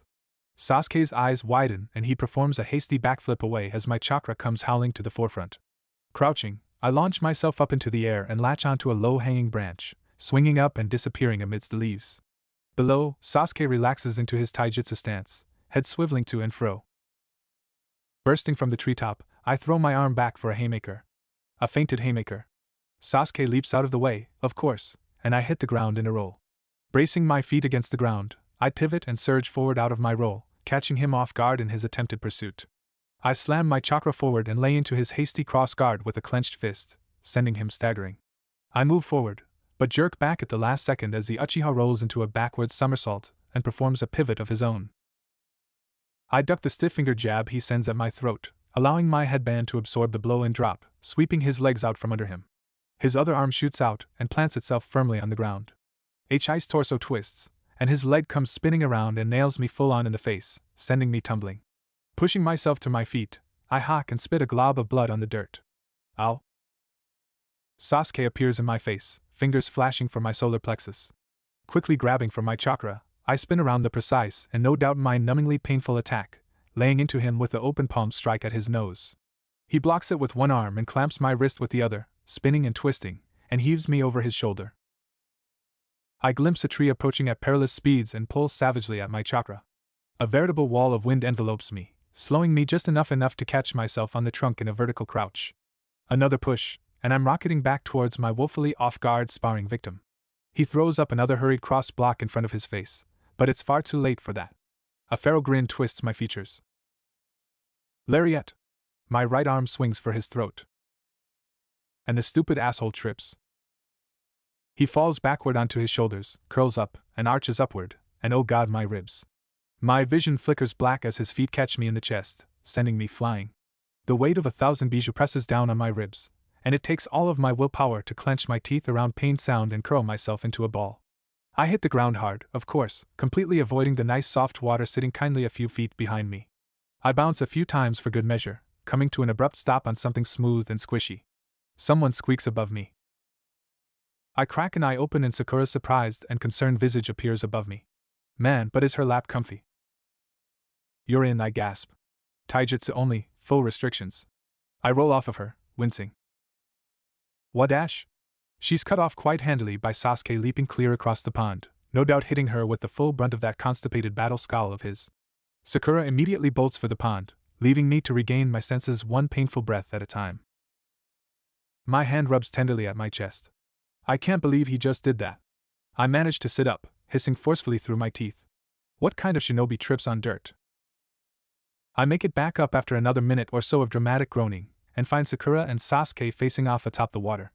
Well, Sakura is in a solid taijutsu stance. At least Sasuke is sort of stumbling around like my old caretaker after her date nights. Spotting an opportunity for painful mischief, I quickly turn and scurry up a looming tree. My teammates meet in a brief bout of taijutsu that is quite frankly painful to watch. Sasuke can't keep a solid footing to save his life, and Sakura isn't good enough at taijutsu to capitalize on it. I'll have to fix that. I shimmy up and over and across until I'm perched above them. They break apart for a breath, and I strike. Free for all! I bellow gleefully, rocketing from the tangle of treetops above. Sasuke curses loudly, twisting and diving for the water. Not this time, you slippery bastard! My arms wrap around his chest as I crash bodily into him, and I shove my face into his side just in time to avoid the frantic jab at my eyes. The pond swallows us up in the next instant, while he squirms and thrashes and I squeeze tighter and tighter on his chest. After about a minute of struggling, he goes limp. I roll my eyes, leaning back and planting both feet against his head. Quick as lightning, he breaks free of my now awkward grip and makes for the surface. There's an Uchiha for you. I kick my way up after him, surfacing to see him attempting to climb back onto the water while Sakura edges back from the two of us, her eyes on something behind me. I splash around. Kakashi peers down at me curiously. I don't think I've ever seen chakra control training done like that before, he muses slowly. Oh goody. What can I say? I think outside the box, I reply. Kakashi nods pleasantly. Good for you. Now get out of the water, you have 30 seconds until our next combat session. Sigh. My shirt comes off with a wet tearing sound, dripping water and pink, diluted blood. I flop ungracefully to the ground, crossing my legs and set to work wringing out my soaked garment. I shake my sopping hair, grunting in annoyance. I snap my shirt out, eyeing it critically. Yeah, it's not going to get much drier than that. I slip it back on, taking care not to put pressure on the large purple bruise on my right side or the shallow cut just above my belly button. Snapping my weapons pouch off my thigh, I empty it of its contents and wring it out as well. My gaze flickers to the right as I reach for a kunai to dry off. My female teammate is sitting stiffly up against a training dummy log, pawing ineffectually at her own clothing. She hisses in pain, snatching her hand back from the sleeve of her battle dress. Changing her mind, she peels the middle slit of the dark green material back, revealing smooth, wet, pale flesh. Bruised flesh. I wince at the sight of the ugly splotches of color traveling up her legs to the cutoff of her skin-tight black shorts. I deposit my kunai into the weapons pouch, reaching out for another while keeping a discreet eye on Sakura. She gingerly massages her thighs, and an honest-to-God whimper drifts past her lips. A whimper. I can feel my bleeding heart soaking through my shirt already. Well, I don't know about you three, but I had a blast that time, Kakashi says happily from his leaning position against another dummy. In his left hand is Sasuke's sandal, and dangling from his right is a double-ended kunai still dripping with my blood. You almost made me try. Gee, thanks, I mutter, grabbing a damp shuriken from the pile. Nobody likes a sore loser, Naruto, he chides. Then he's screwed twice over, Sasuke snarks from his tree perch. I scowl up at him, but decide it isn't worth the effort and turn back to my work. So are we going to pick up a mission today? I ask, more out of desperate habit than anything as I swipe my final shuriken off on my stained orange pants. The answer was no the first day of training, it was no the second day, the third, the fourth, and the fifth. And now for the sixth. I don't see why not, Kakashi agrees. My head snaps up, eyes wide. Sasuke collapses to the ground a few feet beside me with a muffled grunt, startled right off his branch. Seriously? I press. Kakashi nods. Of course. You three have learned the lesson you needed to learn, even if I did have to give you the answer. You're ready. Wait, I say, waving my hands. Let me get this straight. You're telling me we haven't done any missions yet because we weren't working together? We didn't even have to get the stupid bells. Kakashi raises a singular eyebrow. Did you really think I expected a team of genin fresh out of the academy to take anything more than a beating from a veteran jounin? The worst. Does this mean we can start eating lunch again? Sakura pipes up, timidly hopeful. Nope, Kakashi denies cheerfully. Still need a bell for that. Sakura moans in dismay, clutching at her stomach. What kind of mission will we be going on? Sasuke questions, climbing to his feet and stretching his nicked and bleeding arms above his head. Kakashi shrugs. Depends on what Hokage-sama gives us. He flicks his wrist and throws Sasuke's dark blue sandal back to him, spinning my kunai in his hand thoughtfully for a moment before tossing it underhand to me. We won't be getting any missions if we don't hurry, though. The desk will be closing down soon. That late already? My eyes turn skyward, and sure enough the sun is dipping behind the Nidame's stone head, casting the distant village in shadow. Time to go, then. Clipping my weapons pouch back to my thigh, I rise laboriously to follow Kakashi and Sasuke, who are already heading for the edge of the trees at an easy pace. I absently dislodge one of Sasuke's kunai from a training dummy and deposit it with the rest. Finders keepers, prick. A quiet moan behind me stops me just as I'm about to leave the training ground. Idiot, I growl, rushing back to my female teammate. She has one leg curled underneath her and both arms pressing against the ground, struggling to stand. Here, I've got you, I say quickly, wrapping my arms gently around her shoulders and lifting her up. She tenses, but stays steady when I let her go. I'm sorry, she blurts. I've never been this sore right after a spar before. You've also never had the pleasure of getting your ass beaten black and blue by our wonderful sensei before, I reassure her dryly. She takes a few stiff steps, gradually relaxing into a steady walk.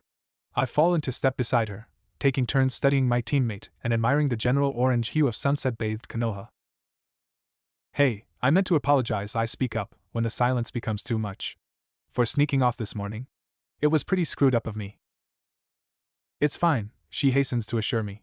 It's mostly my fault, anyway. I didn't realize until you made that comment to Sasuke how your defect would affect you in combat. I just thought, well, I didn't think really. She finishes meekly. A frown steals onto my face. Sasuke would have sooner slapped an Uchiha emblem on the back of his shirt than allowed me that much ground. What's up with this girl? That's hardly fair, I protest, to her surprise. Not knowing the intricacies of my defect a week after we became teammates isn't a hard mistake to make. Of the three of us, Sasuke is obviously the one to blame, I declare. I've been kicking that guy's ass for years. He knows my fighting style inside and out. I wouldn't be surprised if he decided to hang back just to spite me. Sakura smiles at that, the ever-present fro lifting from her brow. Booyah, Uzumaki. Besides, you stuck by me today. Better late than never, eh? I venture. Sakura bobs her head in agreement. Thanks, Naruto, she says softly. No problem. Sasuke and Kakashi don't appear when we exit the cluster of training grounds onto a busy market road, so we make the walk to the Hokage Tower by ourselves. Around us merchants clamber to get rid of the rest of their daily stock before packing up their stalls, and civilians and shinobi alike swarm around them for an early dinner. One stall in particular catches my eye, nestled between two squid and produce vendors, and I quickly grab Sakura's hand and tug her through the seething waves of Konoha citizens. The woman behind the stall is old and rather small, her snow-white hair tied into a neat bun, wearing a worn kimono smattered with vivid cherry blossoms and a placid expression. Her skin is almost as pale as her hair, and laugh lines and crow's feet alike mark her advanced age. We exchange some small talk while I peruse the myriad of tiny jars, and after a minute I decide on a maroon one. Counting out a few bills, I promptly grab Sakura's hand and yank her away once more, this time into a small alley. And Naruto? Sakura stutters. I offer her the jar. Here, rub this on your legs. It's a muscle relaxer, I say. What about you? Waste of salve, I respond. I heal fast. The bruises Kakashi gave me won't last the night.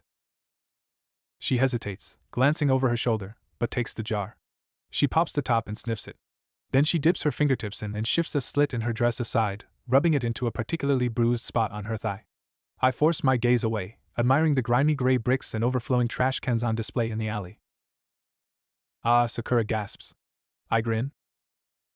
Good stuff, right? I peek over and see her nod, bending down further to rub at her calf. It's so warm, she says blissfully. Yeah. That stall has saved me more than once heading into classes at the academy covered in really bad bruises, burns, lacerations. I pause in my counting of the ways in which Sasuke has harmed my person at Sakura's horrified look. Nothing too bad, of course. Just some uncomfortable stuff. Point is, that old lady makes great salves, I finish lamely. Finishing up on her legs, Sakura dips into the jar again and smears it on both her arms, covering the dark splotches. Her fingers go to the zipper on her dark green dress and hovers there. She bites her lip. Oh. I spin around, feeling my cheeks heat up, and leave her to it. My thoughts eventually drift off to the scroll back at my apartment, locked up in a strongbox under the wiggly tile in the bathroom. The S-rank Uzumaki clan Jutsu. The heat drains from my face and my hands clench into fists. I'm missing something, I know it. There has to be a scroll I've missed in the library. The old man wouldn't screw me like that. A slender finger taps on my shoulder, belonging to a certain blushing teammate of mine. She tries to hand me the jar back, but I wave her off, grabbing her hand for a third, fourth time and diving into the fray of the market district. I'm only doing it to make sure we don't get split up. Honest. I let go when we finally make it through the worst of the throng and veer sharply towards the Hokage Tower, rising high above the buildings surrounding it, blotting out the setting sun. My mind settles back on the scroll in my apartment, and I'm pondering the connection between my defect and the special Uzumaki chakra when a thought occurs to me. That's right. I cry, snapping my fingers. I wanted to ask you about that stuff you said on the roof, I say, turning inquisitive eyes on Sakura. She blinks, startled. You mean about the Uzumaki? I nod. I've never heard about the 7 yokai techniques before, I explain. You wouldn't happen to remember the name of the scroll you learned that from, would you? Ah, no. I read it a while ago. She looks down. Sorry. No biggie, I assure her, carefully masking my disappointment. Looks like I'll just have to wait until the jackass that has it now returns it. We finally arrive at the high-arching entrance of the Hokage Tower and proceed in, traversing the steps in silence. The secretary waves us through when we make it to the Hokage's floor, and the Umbu at the door steps dutifully aside. I shove the heavy wooden doors open, and the chaos within is revealed. The soundproof doors did their job well, it seems. The thunderous shouting takes me completely off guard, even more so when I realize it's coming from just 2 people.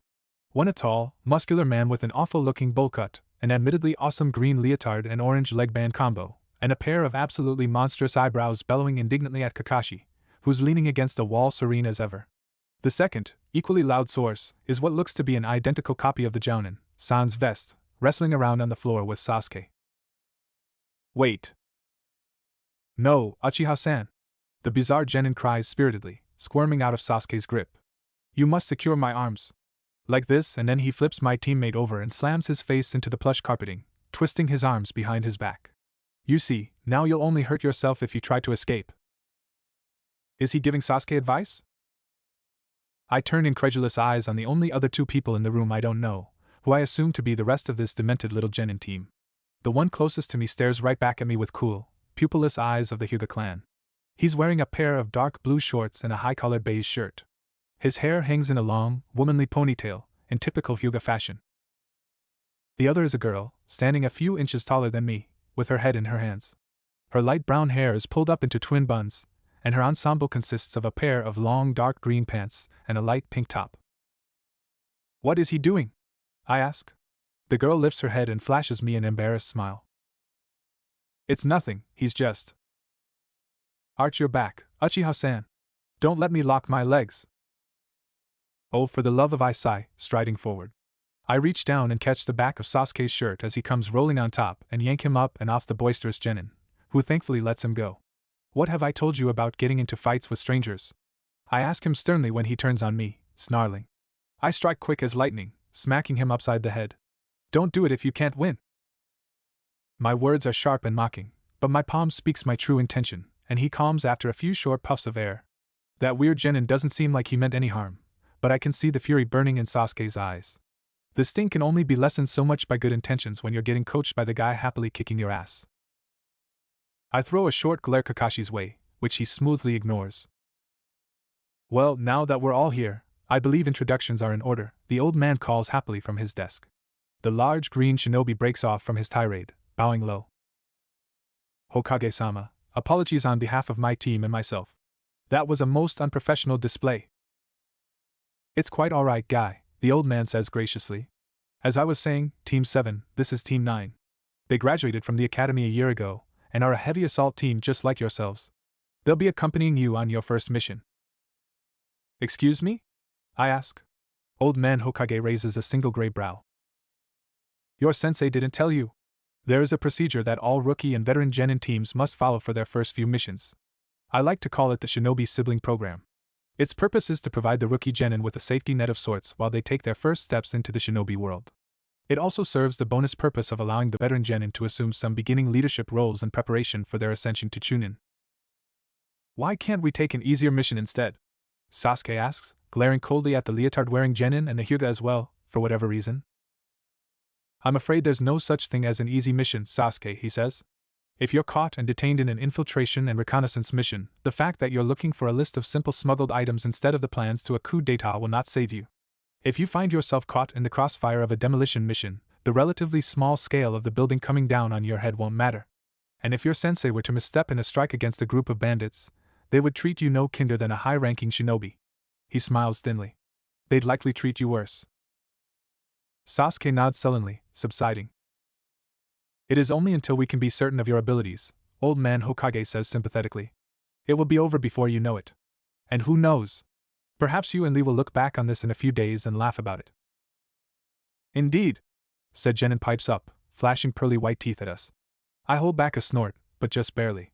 Sasuke isn't normally one to hold grudges, but when he does, not even a woman scorned can match up to him. I'll have to remember that name, though. Lee. Where have I heard that before? The old man coughs, shuffling through some papers on his desk before procuring a scroll sealed with the official symbol of Konoha, dyed a deep red around the edges. If that's settled, let me brief you all on your mission. Oh hell yes! I crow when we emerge out of the Hokage Tower, holding the crimson-lined mission scroll tightly in my hand, having graciously offered to keep it for the night. Can you believe this? I ask, nudging Sakura with an elbow. Our first mission, and we get to smash a load of bandits, and save a village all in one. Sakura nods, smiling shakily. I turn to babble at Sasuke, only to find him glaring at our mentor team. I roll my eyes, poking him in the side. His head whips around to fix me with a sharp look. What? What happened before Sakura and I got to the old man's office? I ask quieter. Sasuke's gaze flickers over to Sakura for a moment, and he responds in an equally low voice. The Hyuga ran his mouth and the green one blindsided me before I could knock him out, he says. The anger is still there, simmering just below the surface of his stony facade. What in the world could have ticked him off so badly in just a few? I wince. Uchiha talk?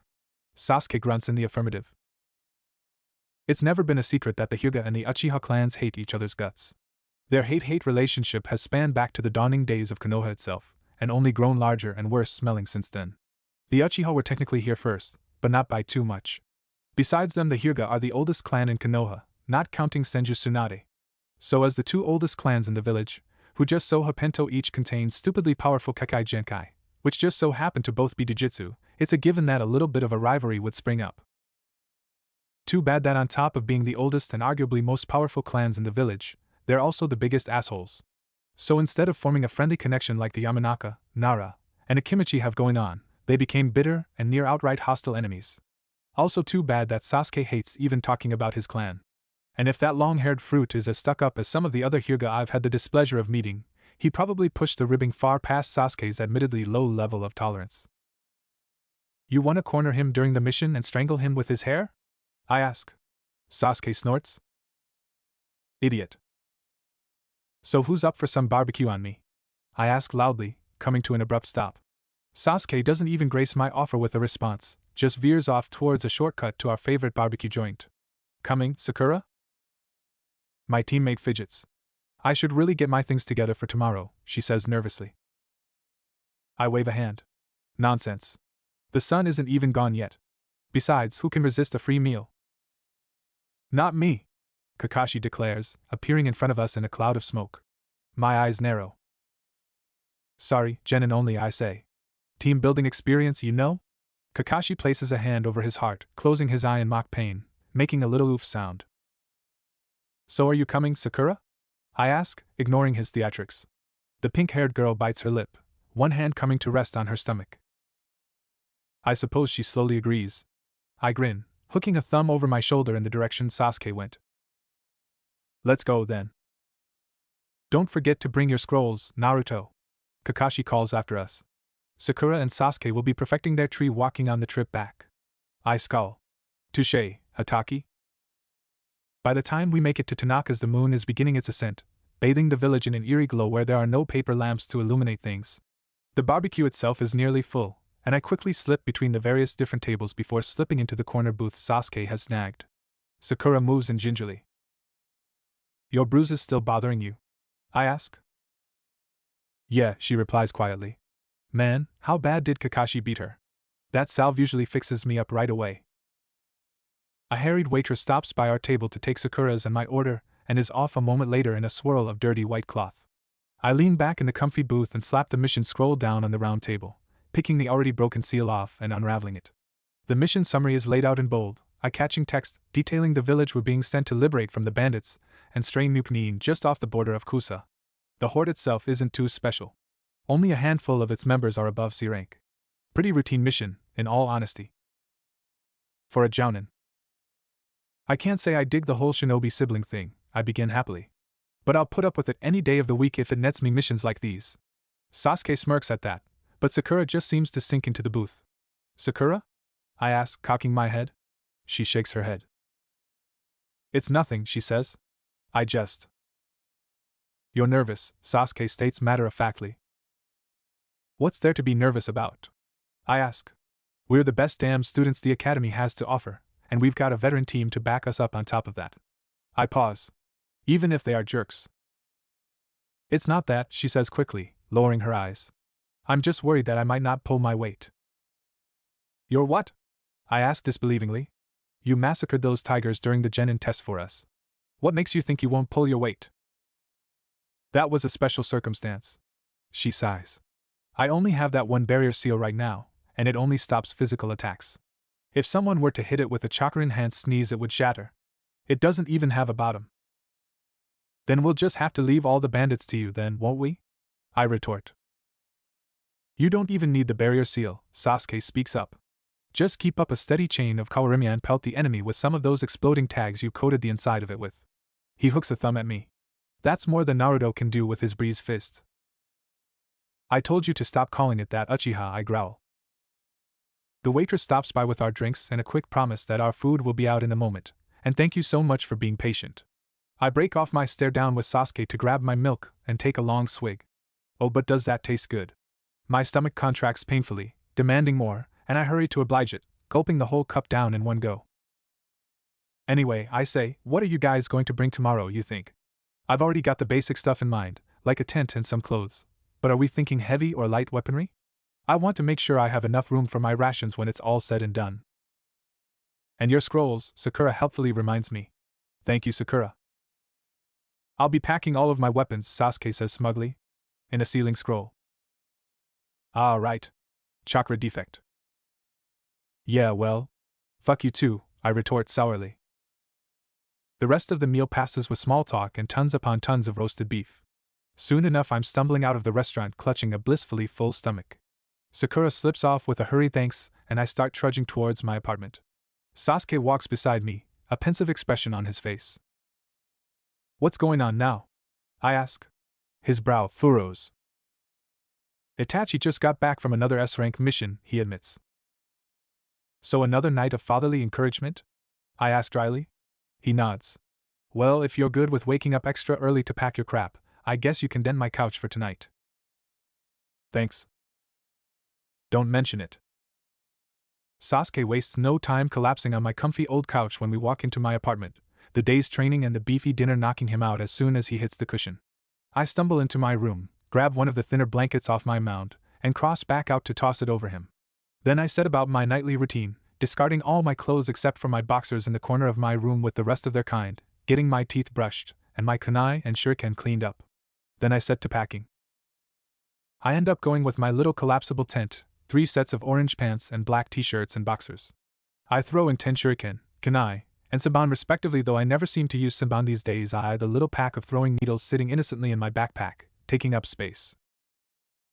Might as well take him anyway. Giving a little shrug, I shove my scrolls on chakra-shaped manipulation in along with a little metal case filled with bandages and water purification tablets, and the like. Not quite a first aid kit, but close enough. I take a quick survey of my room, double-check my bag, and zip it up. Then I slip back into the bathroom, pop a certain tile free, and grab the strongbox underneath. As I slump back onto my bed and crack the scroll open, I glance at the glass door leading to my tiny balcony. Faint shadows cast by the moon are all I see. I should really go to bed soon. Dawn isn't far off, and the western gate will be waiting. When shaping one's chakra for the heavenly chakra chains, it is important to remember. Wake up. Light presses against my closed eyelids and the bed shakes with the force of the pillows slamming into my head. I moan, curling up into a ball, clutching my blankets tightly around me. The cool, smooth texture of my scroll presses up against my cheek. It promptly rolls off the bed in a clatter of noise after a second smash to my head. Go get your stuff, I mumble into my pillow. Stupid Uchiha waking me up when I've already packed my stuff. I already did, he says, annoyed. I even told you before I left. Really?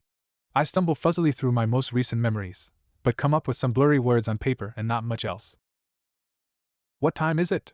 I ask my pillow. 5 minutes until we need to be at the gate. My eyes snap open. The next 3 minutes consist of diving into a freezing cold shower, spending far too little time rinsing shampoo from my hair, hopping into a pair of dirty orange pants in the direction of the front door, and tackling Sasuke out of said door. From there I throw my chakra at my back and explode up onto a roof and across Konoha while Sasuke cheats and disappears in a Shenshin. I'm late, I'm so late, I chant to myself, hopping up onto a balcony and then off onto the roof above it, pushing harder and harder on my chakra. I nearly cry in relief when I see the end of the waves of residential rooftops, and push for the final stretch. I'm here! I shout, leaping into open air and abruptly yanking back on my chakra, slowing my descent and allowing me to land in a skidding crouch. Sakura watches me in bemusement as I shake the dirt and pebbles off of my thoroughly scraped hands, and the Hyuga Genin sneers at me from his spot amongst his teammates. Most impressive, Shinobi-san, Lee says, appearing in front of me like spandex magic. A truly dynamic entry. I take a slow step back. Thanks, I reply. A thought occurs to me, and I stick out a hand, if reluctantly. I'm Naruto, by the way. Lee beams, gripping it tightly and shaking it vigorously. And I am Rock Lee. It's a pleasure meeting you, Naruto-san, he declares, releasing my aching hand. I look forward to fighting alongside you during our mission. You too. I turn to Sakura. Hey, have you seen Sasuke? He should have gotten here before me. Sakura shakes her head mutely. I hum pensively, reaching up to adjust a shoulder strap. That isn't there. My backpack. I wail, fisting my hands in my hair. My slippery, soapy hair. Fantastic. I can't believe I forgot my freaking backpack. Of all the damn things. You're pretty stupid, Sasuke agrees. I whip around, and there's my backpack, hanging by a pale, slender finger. I splutter a question, but Sasuke cuts me off. I doubled back to your apartment. Also, you left your front door unlocked. The girl on Lee's team snickers. I take the backpack with a muttered thanks and sling it over my shoulders, then proceed to slump over to the wall and resign myself to a shameful wait. It turns out to be a short one, as Kakashi appears in front of us with his face in his little orange book. A breath later, tendrils of chakra smoke drifting off him. Not a beat later, a clamber from above signals Team 9 Sensei arriving in an entry magnitudes more dynamic than mine, exploding off a roof and hitting the ground in a somersault, rolling once, twice, and standing up with a flourish. He grins wide and pearly, only to frown in dismay when he catches sight of his silver-haired peer. Alas, my eternal rival! He cries. You have bested me yet again. That means we are tied once more at 67. Bested him in what? I ask curiously. Kakashi squints. You know, I don't recall. What your sensei means to say is that we were competing to see which was superior, his Shunshine or my raw speed. Guys quickly supplies. His head dips. It seems I need to train harder. Lee rushes forward, fists clenched. I will train with you, Guy Sensei, so I too can defeat my rival. The green Jounin brightens at once. I expect nothing less of my student. Did he just say he was racing against your Shunshin? I ask incredulously. The guy only got here a couple seconds after Kakashi. Looks like it, Kakashi replies, oblivious to my incomprehension. Hey, are you guys leaving the village or not? A voice calls from the small wooden stall attached to the side of the wall. If not, go away. It's too early for this shit. Guy and Lee quiet mid-shout, the latter looking embarrassed and the former annoyed. That is hardly polite, Shinobi-san, he reprimands, heading over to the stall, Lee and his teammates following faithfully behind. I look at my sensei, leaning against the wall beside me with his face in his book, lost to the world. Whatever, I mutter, moving after Team 9. The grumpy voice turns out to belong to a familiar-looking Chunin in his 20s, with droopy eyes and a bandana obscuring the top of his head. A mug of coffee is clutched tightly in one hand, a clipboard in the other. I squint at him, struggling to recall where and when I met him before. All right, sign your name and rank here, along with the names of your genin. The rookie team you're buddying up with goes there. You'll need their Jounin sensei to sign here, blah blah blah. You know the drill. He drawls, handing over a battered-looking clipboard. He catches me staring and raises an eyebrow. Enjoying the view, kid? I remember you. I snap my fingers, grinning. You're the proctor that checked out my chakra for the admissions test.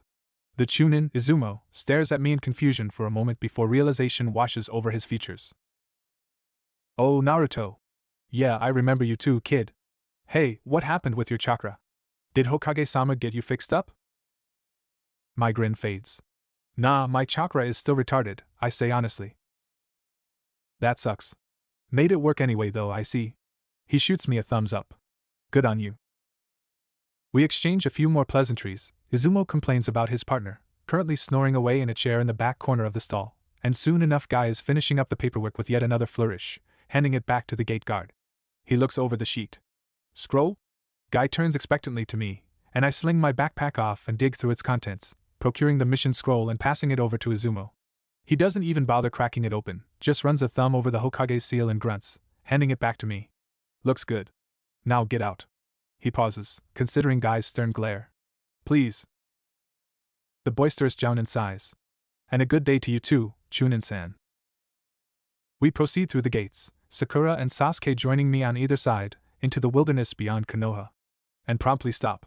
I watch in bemusement as Guy and Lee do a complete 180 in attitude, suddenly all business. The Hyuga prick and the girl, well, they never left business mode in the first place. The three veteran genin stand at attention, awaiting orders. I glance uncertainly between my own teammates, and straighten up my posture. Just a bit. My students, Guy says seriously. From this moment on we will be traveling at a brisk pace towards the objective village. As this is your first joint mission with a less experienced team, I expect you to keep a constant guard up, and when we begin the mission I expect you to guide and protect them at all times. There can be no room for error. Understood? Yes, Guy-sensei, they chorus. Guy nods sharply. Formation. The three genin split off, forming a spearhead formation. The Hyuga genin takes point, Lee takes the right side, and the girl the left. I will take point as well, Guy declares, stepping up beside his student. I guess that leaves me with the rear, Kakashi says, having somehow appeared right behind me with me being none the wiser. What about us? Sasuke asks. Kakashi rubs his chin thoughtfully. Let's say a simple horizontal formation for now, Naruto and Sasuke on the left and right respectively, Sakura in the middle. The three of us stare at him, baffled at the serious answer. Kakashi claps his hands impatiently. Come on now, you three. You're making me look bad. He whines. And it's gone. Ready? Guy's voice rings. I nod silently. Yes, Guy-sensei, Team 9 choruses again. Creepy. Then let us go. Break for camp, Kakashi calls. Never have I heard a more beautiful sound. I stagger off the path we've been beating to death for the past 12-something hours, allowing my backpack to fall off of my aching shoulders and thump onto a nice enough looking patch of grass. I perform a bleary and admittedly pitiful sweep of the area and quickly choose a spot to go take a leak at. I nearly collapse against the tree I end up using. I'm so beat. I'm making my way back to my spot when I trip over something squishy on the ground, which turns out to be Sakura, who offers little more than a pained moan in response. I consider crawling the rest of the way to my backpack, but unfortunately it seems Sasuke has rubbed off on me and my pride forces me back on my feet. Setting up my single tent is a painful experience, but at the end of it I feel loose enough to join Sasuke by the small fire he started up on a grassless patch of earth. I slump into a cross-legged position and relish in the warmth of the chakra flames as night falls around us. Kakashi takes up a spot leaning against a nearby tree, happily reading, while Team 9 puts together their own camp and throws down some traps. I spend a few seconds trying to commit to memory before giving up. I fall back, cross my arms behind my head, and stare up at the emerging stars. The trees of Fire Country's forests, though a far cry from those in Konoha, stand tall, dark brown, and dense above us, chopping the night sky up into slivers. My eyes droop. Hey, Kakashi, I say, quietly for no other reason than I'm feeling far too lazy to raise my voice. HM? How far are we from the village? I ask. Only a couple more hours from here, at the pace we kept today. I yawn. That's something, at least. Are we going to have a guard rotation tonight? Kakashi leans into view above me, shaking his head. That's what Guy's team is for. I'll probably spend some time around here as well before I turn in. Besides, I don't think I can trust you to watch over me just yet, he says, his upside-down eye crinkling into an upside-down crescent. A stray voice in the back of my head insists that I've just been grievously insulted as a shinobi, but the much bigger, sleepier voice asserts that a lack of guard rotation can only mean good things for me. What's the plan for tomorrow? I press, however. Scout the place out? Send in a couple of us in to take down the big guys and open things up from the inside out? Nope, Kakashi says cheerfully. If Hokage-sama wanted that to happen, he'd have sent a scouting team or an infiltration specialist. We're just going to blow their door off their hinges and crush them under our feet. Oh. Get some sleep, Naruto, Kakashi suggests, snapping his book closed and sitting down himself in front of the fire. Sitting up, I notice Team 9 and Sakura have disappeared into their tents. Guy is nowhere to be seen. Something occurs to me, and I glance over at Sasuke. Hey, you wouldn't happen to have a spare sleeping bag, would you? I ask, as I asked him just about every single academy training trip we ever went on. Sasuke sighs, but nonetheless reaches into his backpack and pulls out a scroll, taps a glowing blue finger to it, and throws me the navy blue sleeping bag that appears from within. Thanks. This time I don't even bother with pride. Everyone I care about judging me is either asleep or gone, anyway. Why bother? I crawl over part the opening of my tent and slip through, unroll the sleeping bag with one flick of my wrists, and shimmy in. Warmth envelopes me, my eyes drift closed, and my last thought before sweet unconsciousness claims me is one I've thought a dozen times before. The Uchiha may be jerks by and large, but they make a damn good sleeping bag. I'm standing in a ruin. The sun bleeds crimson red light over the shattered village, shrouding half of it in shadow and illuminating the other in a bloody glow. It had been a magnificent village. The remains of tall, intricately built stone buildings and towers riddled the land. A long wooden bridge lays crushed and half submerged in the water separating the two halves of the village. There isn't a single building to be found not covered in beautiful spiraling seals. Broken seals. I'm shaking. Whether it's in anguish or fury or both, I can't tell. My eyes sweep across the village, hoping to see a seal flicker and die and reveal that they'd managed to hide, that they were still alive. Something. I step carefully into the village. There's nothing left to break, a bitter voice in the back of my mind observes, but I'm careful nonetheless. I walk through the street, desperately searching for a survivor amongst the corpses. I arrive at the edge of the outlying portion of the village with nothing to show for. I have never taken the bridge before, but even still the sight of it torn asunder nearly robs me of my senses for my rage. My search through the main half of the village is even less fruitful. I find twice as many corpses, and no survivors. Finally, I find myself standing in front of the remains of the tallest building in the village. Even now, broken in two, it rises high above the rest of the ruin. I peer into each of the windows, and in each I see nothing but broken furniture and broken people. I collapse into a sitting position, shaking harder. They're gone. They're all gone. My last chance, and they killed them. I close my eyes, and for a moment I can feel a reassuring hand on my head, hear an old, wizened voice in my ear. Grief crashes against me harder than the tallest wave. But anger wins out. I lurch to my feet, snarling, and sprint north, across the water separating the dead village from the rest of the world, until I can see nothing but endless blue on all sides. I sprint on and on and on, past the endless sea, into the land of boiling springs. I find them there, in the remains of another broken village, mocking and shouting and laughing. They've ruined everything and they're laughing. They've forsaken themselves and all the rest of their kin, and they don't even care. I see red. My control, the control I've held where my brothers and sisters failed one by one, slips, writhes, snaps. I descend upon the first of them, hear them scream, feel the metal slab carved with the likeness of two overlapping rocks shatter under the weight of my fury. I grow angrier still. Crimson floods my vision. Nothing. I jerk awake, gasping and shivering, covered in a cold sweat. Thrashing out of the suffocating hold of my sleeping bag, I stumble out of my tent. Cool air kisses my skin as I rush past Sakura's tent into the forest, until I come upon the small stream I'd noticed while relieving myself. Falling to my knees, I dip my cupped hands into the icy water and splash my face over and over and over. I'm still attempting to chase any remaining drowsiness from my eyes when Sasuke sits down next to me, regarding me with solemn, bloodshot eyes. I lean back, blinking the excess water out of my eyes, and shudder. Crimson Dream? Sasuke asks quietly. I nod. It's been months since I've had what Sasuke has taken to calling the Crimson Dreams, and I haven't missed them. I remember every single one in terrible detail when I wake up, and they never fade. Every one is monstrously violent, and in the dreams I'm so furious I can't even string together a proper thought. It's frightening. Different, I say hoarsely. And it was. They've forsaken themselves. How? Sasuke presses. It started different. I was still angry, but I was sad too. And I was thinking, but they weren't my thoughts, and they don't make any sense. I exhaled shakily. There was a village. It had been destroyed by a bunch of shinobi. IWA Nin, I think. I don't know when though. I don't know why. I clenched my eyes tightly shut. I felt it happen, Sasuke. I felt myself go insane under the weight of it all. I was so angry. It was unreal. He doesn't respond to that, probably because he doesn't know how. I can't say I blame him.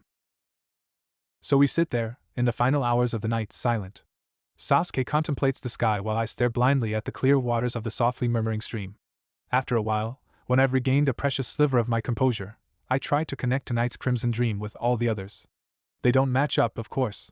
They never do. The sun begins to rise. I watch its rays reflect off the stream, watch a myriad of shapes come to life, and wonder what it would look like in the bloody light of the sun from my dream. Shaking my head, I lurch to my feet. The cold finally hits me then, sending goosebumps prickling along my bare torso. I turn back to camp, Sasuke following silently behind me. I don't thank him. It wouldn't be enough. I throw my t-shirt and sandals on, dismantle my tent, triple-check my weapons, and finally sit down with a rations bar and wait. The girl from Team 9 is the first to awake, midway through my third bar, emerging from her tent with a rations bar of her own held between her teeth while her fingers work at the buttons of her shirt. She doesn't dismantle her tent when she's finished eating, instead taking a large bite out of the bar and walking over to the tent beside hers. She reaches an arm in and heaves Lee out's sleeping bag and all. The odd genin doesn't even twitch when she throws him down, just snores loudly. Looks like all that enthusiasm took its toll, I say wryly. You don't even know, she responds ruefully, wolfing down another bar and kicking her cocoon teammate sharply. Wake up, you idiot! Despite her best efforts, it's the Hyuga that rises next, nodding shortly at the girl and sneering at Sasuke before turning to his tent. Lastly comes Sakura, rubbing at her eyes with one hand and fussing at her hair with the other. Kakashi drops down from a tree, looking his usual pleasant self, and Guy soon follows, appearing at the edge of the forest with a couple rabbits in hand and a cheerful grin on his face. It isn't until the rabbits are all cooked and the delicious smell of them is wafting through the air that Lee wakes up, just in time to catch a sandaled foot to the face courtesy of his female teammate. Alright, here's the deal, Kakashi says while we tear into the freshly caught meat. The objective is only a couple hours away from here at a brisk pace, so we're going to iron out the details now so we can jump right into the fun when we get there. He pulls a kunai from his weapons pouch and crouches in the middle of the dirt path we travel by, gesturing for us to join him. Sasuke and Sakura take up a spot over each shoulder, and Team 9 follows suit after an encouraging nod from Guy. This is the village, Kakashi says, carving out a rough representation of the outer walls and a few houses in the dirt. Next he carves a jumbled mix of DS, CS, and a few BS inside of the walls. If our intel is correct, we can expect 14 to 16 bandits and rogues in all. Most will be D-ranked, a couple will be C-ranked, and 3 will be B-ranked. Then he draws 2 as. These are their leaders, a couple of Nuke-Nin from Kiri. Guy and I will be taking care of them, and the 3 BS. He draws AK and AG outside of the walls along with 2 arrows heading into the village. Then he scuffs out the letters and redraws them, the DS and CS firmly on one side of the village and the BS and S on the other. We're going to separate the small fry from the annoyances for you, and take care of the latter ourselves. Next he draws an S and an L, an S and a T, and an N and an N, all in pairs side by side.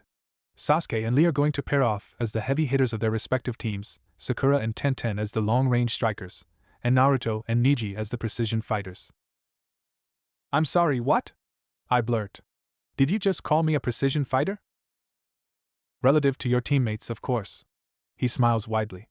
Don't worry, you'll always be a reckless idiot to me. That one's going to cost you, Hataki. I fall silent under the weight of my comrades' snickers and smirks, defeated for now. Kakashi gives me one last evil eye crinkle and turns back to his illustrations in the dirt. As I was saying, Sasuke and Lee are going to lead the opening assault on the bandits. Sakura and Tenten will provide support, and hopefully break whatever ranks they manage to form entirely. From there, Naruto and Neji will come in to clean things up. Sound good? I nod grudgingly along with everyone else, and Kakashi swipes his hand back and forth across the picture, obscuring it into nothingness. Then let's get started. The village is bigger than I thought it would be. A lot bigger. When I first read through the mission scroll, I'd assumed it would be smaller than the residential district back in Konoha, maybe the focus of a lumber company or some such.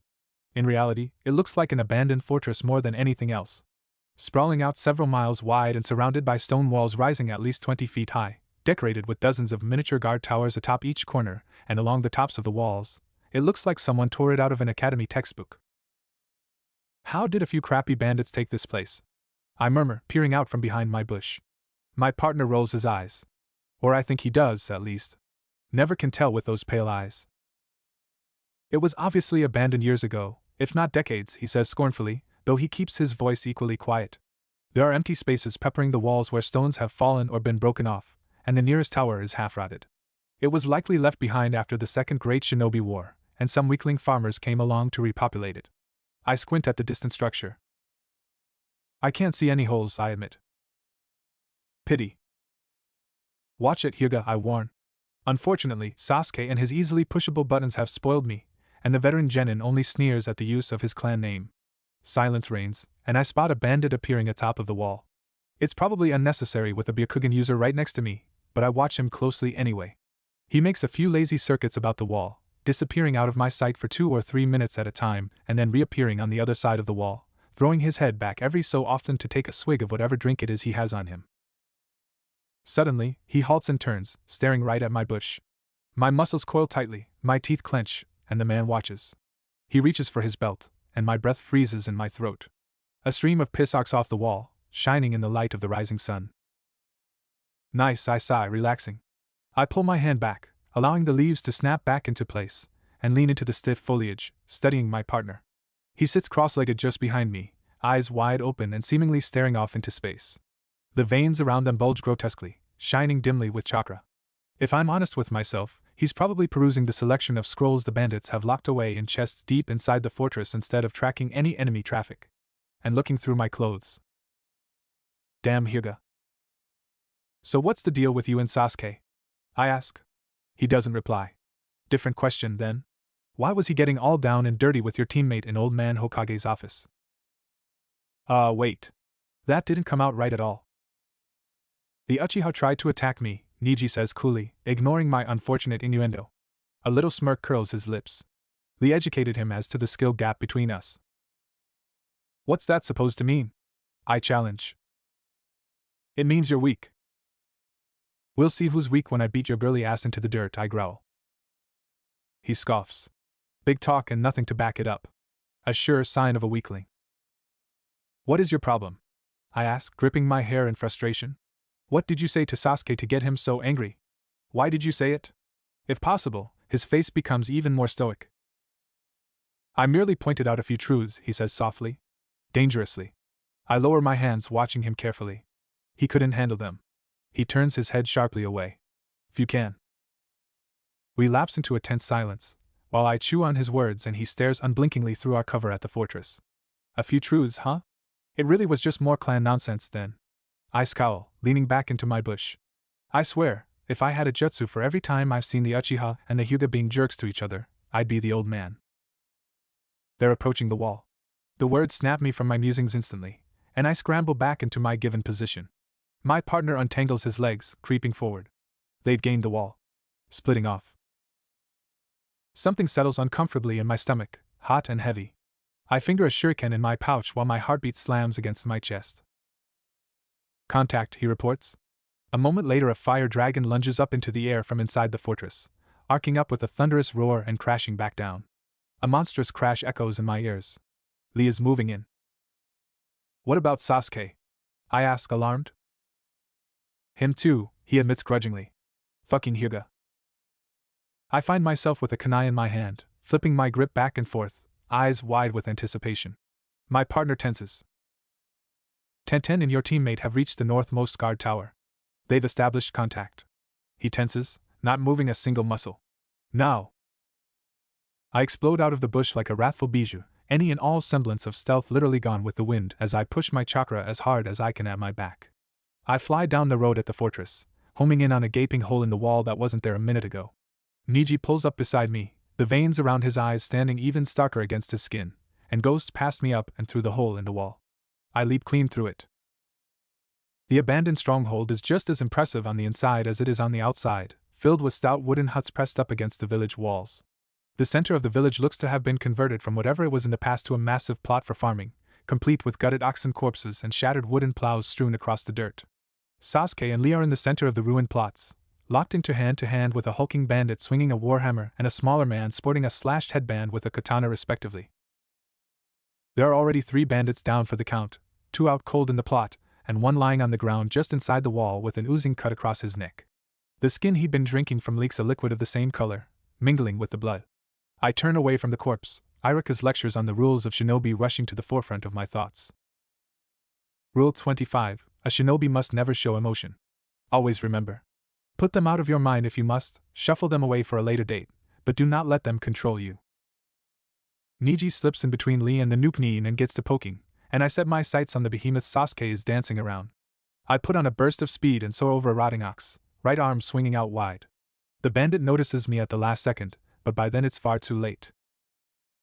Lariat. This one doesn't trip. My arm curls around his thick bull neck and is nearly yanked out of its socket.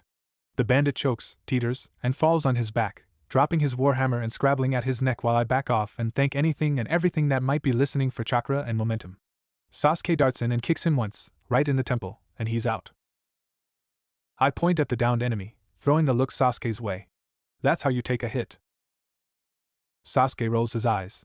Maybe if you weren't coming at me with wrestling moves you'd hit me more often. He counters.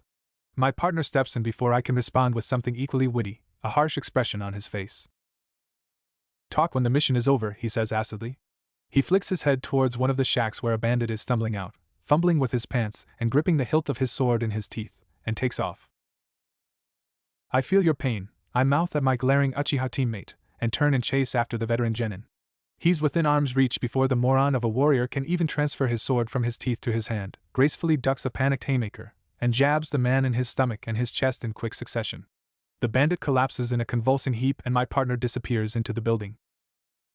I stop just short of the door, perhaps my gut or perhaps straight paranoia prompting me to take a glimpse in through the small glass window on next to the door first. I see Niji, crouched in the signature Hyuga Taijutsu stance, and a naked man holding an equally naked and sobbing woman up with a short blade pressed against her throat. My partner is saying something, but I can't hear it over the blood roaring in my ears. I duck back, breathing heavily and focusing on my clenched, shaking fists. I glance around, see Sasuke and Lee taking on 3 more bandits on the other side of the fortress, and nothing else. All clear. Then I turn and scale the shack's walls, silent as a shadow. I pull myself up onto the roof, creep across its wooden surface to the cobble chimney, and ease into it. Stealth training don't fail me now. I slide down into the fireplace, and get an immediate eyeful of bare bandit ass. Then I get an earful of stupid bandit voice. And if you don't get the hell out of here right the fuck now, you stupid little shit, I'm going to open her up ear to ear and. I slam the ring of one of my standard kunai into his neck as hard as I can, and he collapses like a rotten tree in a hurricane. The clatter of his blade hitting the wood floor mingles with his desperate wheezing and the naked woman's sobbing. She collapses to her knees and I drop down beside her, placing a hand on her shoulder. It's horrifically bruised, along with most of the rest of her skin. What small amount that isn't is pale and fair. I'm reminded uncomfortably of Sakura. Hey, I say softly. She flinches away from my hand, shaking her brown-haired head side to side. You're going to be fine. I assure her, trying a different approach. My team and I aren't going to let them touch you guys, you have my word as a shinobi. She only sobs harder. Leave her, Niji says, suddenly beside me. He reaches down and taps 2 fingers to the struggling bandit's forehead. He falls limp, mid-wheeze. She'll be safer in here anyway. Guy-sensei can handle her when we're done. That makes sense, I agree reluctantly.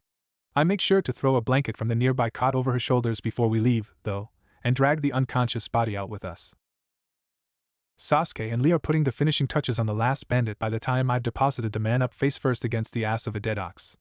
The finishing blow on the bandit ends up coming from afar, however, in the form of a throwing axe of all things lodging itself in the ratty woman's head after cutting a path just past Lee's head.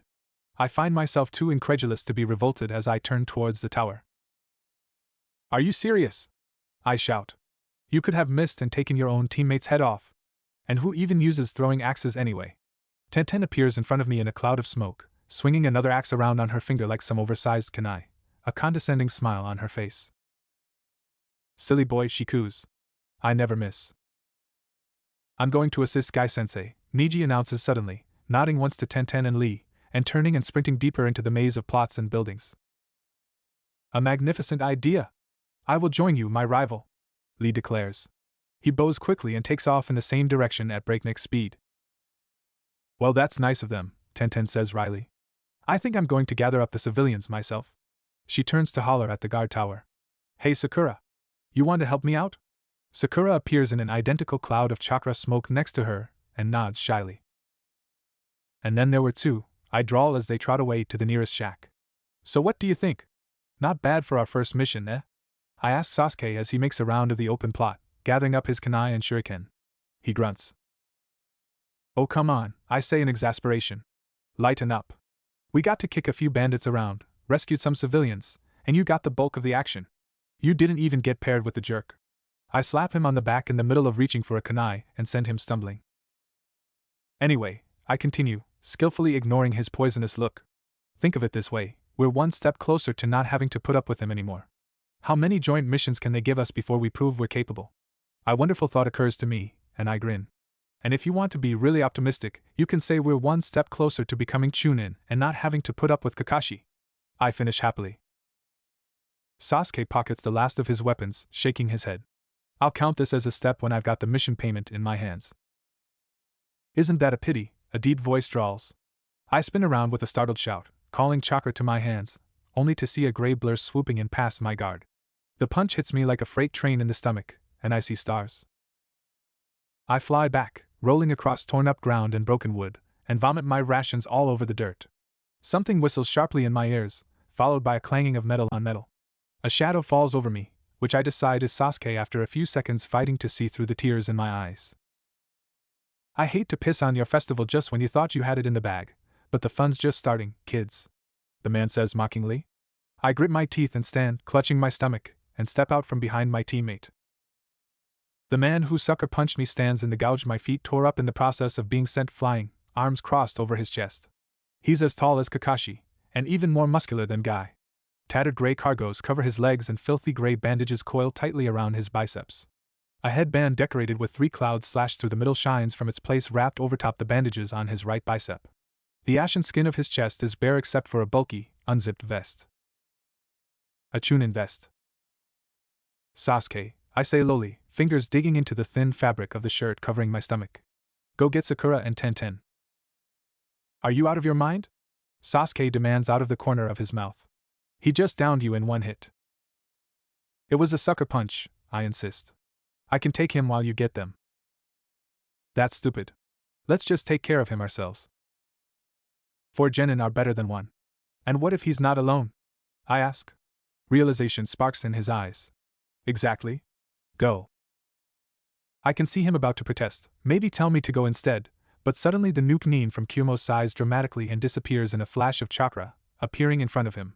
The Chunin draws a fist back, crackling with white lightning, and sends a punch at Sasuke's face. Instinct shoves me forward, sends chakra screaming through my veins, and I slam an open palm strike into his side. Wind explodes from my skin, sending him skidding. Go! I shout, pulling upon more chakra and relishing in the feel of it rising in my stomach, chasing the pain away. Sasuke nods curtly, vanishing in a shunshin. I relax into my taijutsu stance. Smart move, the nuke Nin allows, studying me with a bit more critically. Too bad for him my buddy isn't going to be as easy as these weaklings were. He spits on a bandit riddled with samban. You're one of the B-ranks, I guess. Couldn't handle the Jounin then? Had to make do with the genin instead? An angry opponent is a reckless opponent, Irika lectures me. And a reckless opponent is a dead opponent. Of course, he agrees. I just got my rank, and I'll be damned if I'm going to let the copycat take it away from me. Then why don't you run? He shrugs. Because my superiors are probably going to kill your sensei eventually. I'm just making sure I don't get caught in any unnecessary crossfire, you know? Oh, and I'm waiting on my buddy while he plays with your little kunoichi friends. A vile grin creeps across his face. He likes them young. I explode forward, a kunai clutched in each hand, nearly spitting with rage. Electricity dances around the Nukanin's biceps down to his hands, and with one hand he lashes out.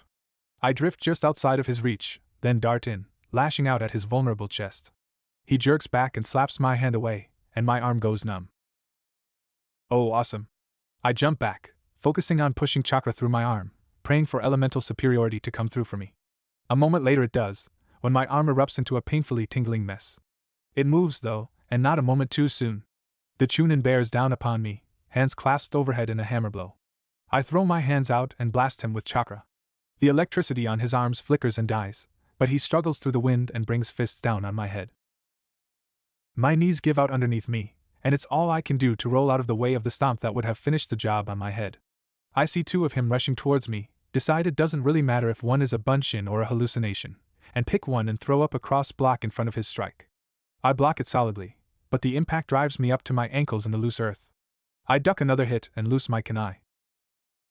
At point-blank range I can't exactly miss, but in my dazed state I try my best.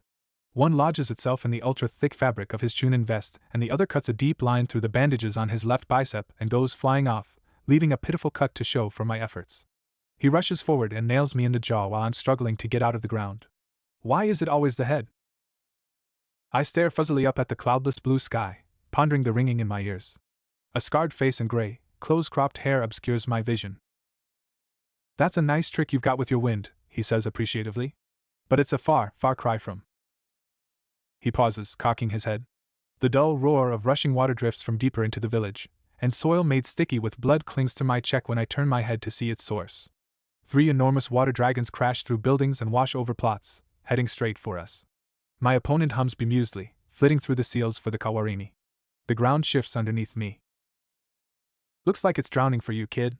Sorry about that. He throws me a smirk, locking his hands into the serpent hand seal. And then a brown mastiff bigger than I am sporting a Konoha headband lunges up out of the dirt and tackles him, clamping its slobbering jaw down on his shoulder. The Nukenin falls, howling curses, and I struggle to get back on my feet. I fail. The sound of the approaching water dragons grows deafening. I try again and fail. Another dog, this one smaller and sleeker with an identical headband, nudges at my shoulder. I stare blearily at it, and it shoves its head under my arm. I manage to gain my feet this time, and we totter away while the Nukenin and the mastiff wrestle in the soil. I'm just beginning to achieve a steady gait when one of the dragons clips me. The dog's jaw clamps down on my pant leg, and for a second holds, but then the orange fabric tears and I'm washed away with the Swait and Jutsu. The first thing that occurs to me is that it's freezing. During our training sessions, Kakashi's water dragons and bullets and whips were always lukewarm, but this washes away the fuzziness in my head instantly and it's chill. A pounding headache immediately takes its place, but it's a small price to pay for coherency. Having come to my senses, I grasp blindly amidst the chaos of the Jutsu, uncomfortably aware of what will happen if I don't stop myself soon. Splat, right against the wall. I catch on something hard and smooth. It jerks, and I feel something connected to it pop and almost tear, but it holds. I duck my head, clutch whatever it is, and wait for the dragons to pass. They finally do when my lungs are about to burst and my grip has slipped to 3 fingers, their pressure disappearing all at once from around me. I collapse onto something large and muscled and reeking. I consider the pointed white horn in my hand, and the snapped neck of the ox corpse.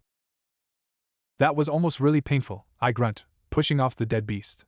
Another jutsu shakes the earth beneath my feet, and I whirl around in time to see a shinobi dressed in browns and yellows go rocketing past me towards and through the stone wall of the fortress. Ouch. Stupid mutt. A furious voice roars. Electro choke. A particularly large mound of mud suddenly comes alive with electric white chakra, and I cringe at the piercing yelp that follows. Something pops, and chakra smoke drifts up from the mound. Then it shifts, and the Kumo Nukenin staggers up, the arms sporting his headband covered in mud and scarlet blood from the wound in his shoulder. He's covered head to toe in smaller scratches, and his pants have been torn near to shreds. He locks wrathful green eyes with me. It's a shame, he growls, stalking forward. I was going to give you a chance, see if you could hold on through the water. He bares his teeth in a nasty smile. Now, though, I think I'm mad enough just to kill you. He hurtles forward, dodging the shuriken I send whistling towards him with ease and making yet another bid for my face. I jerk to the side, feel my cheek tingle painfully as the screeching lightning chakra brushes past it, and nail him in the gut. He slides back a step, but is otherwise unharmed. I press for an opening, calling wind to my fingertips and slamming into his guard. I dip into my weapon's pouch, pull out a double-ended kunai, and stab it forward. He catches my wrist and squeezes it painfully. Electricity dances around his bicep, and I hurriedly channel chakra down my own arm. The two elements clash briefly, and his subsides. He scowls. Gotta admit, he says, taking a step forward. I yank on my arm in vain, try to jab at his throat, but he catches that hand in his own as well. That wind is getting really annoying. Another step. I push harder, harder, and harder still, but it's no use. I can't get any tractions in the muck of the field. My sandals begin to sink into the ground again. Step, step, step. His hand tightens around my wrist. Naruto. Lightning release. Lightning beast. And just like that he lets me go, leaping back with a panicked shout. A breath later, a hound as big as the mastiff made of crackling blue electricity flashes through the spot he'd just been, crashing into the mud and dissipating. I trace the rapidly deteriorating strand of chakra connected to the beast back to Kakashi, perched atop a guard tower. What do you think you're doing? He shouts. You can't go head to head in taijutsu with someone like that all by yourself. Well, what am I supposed to do?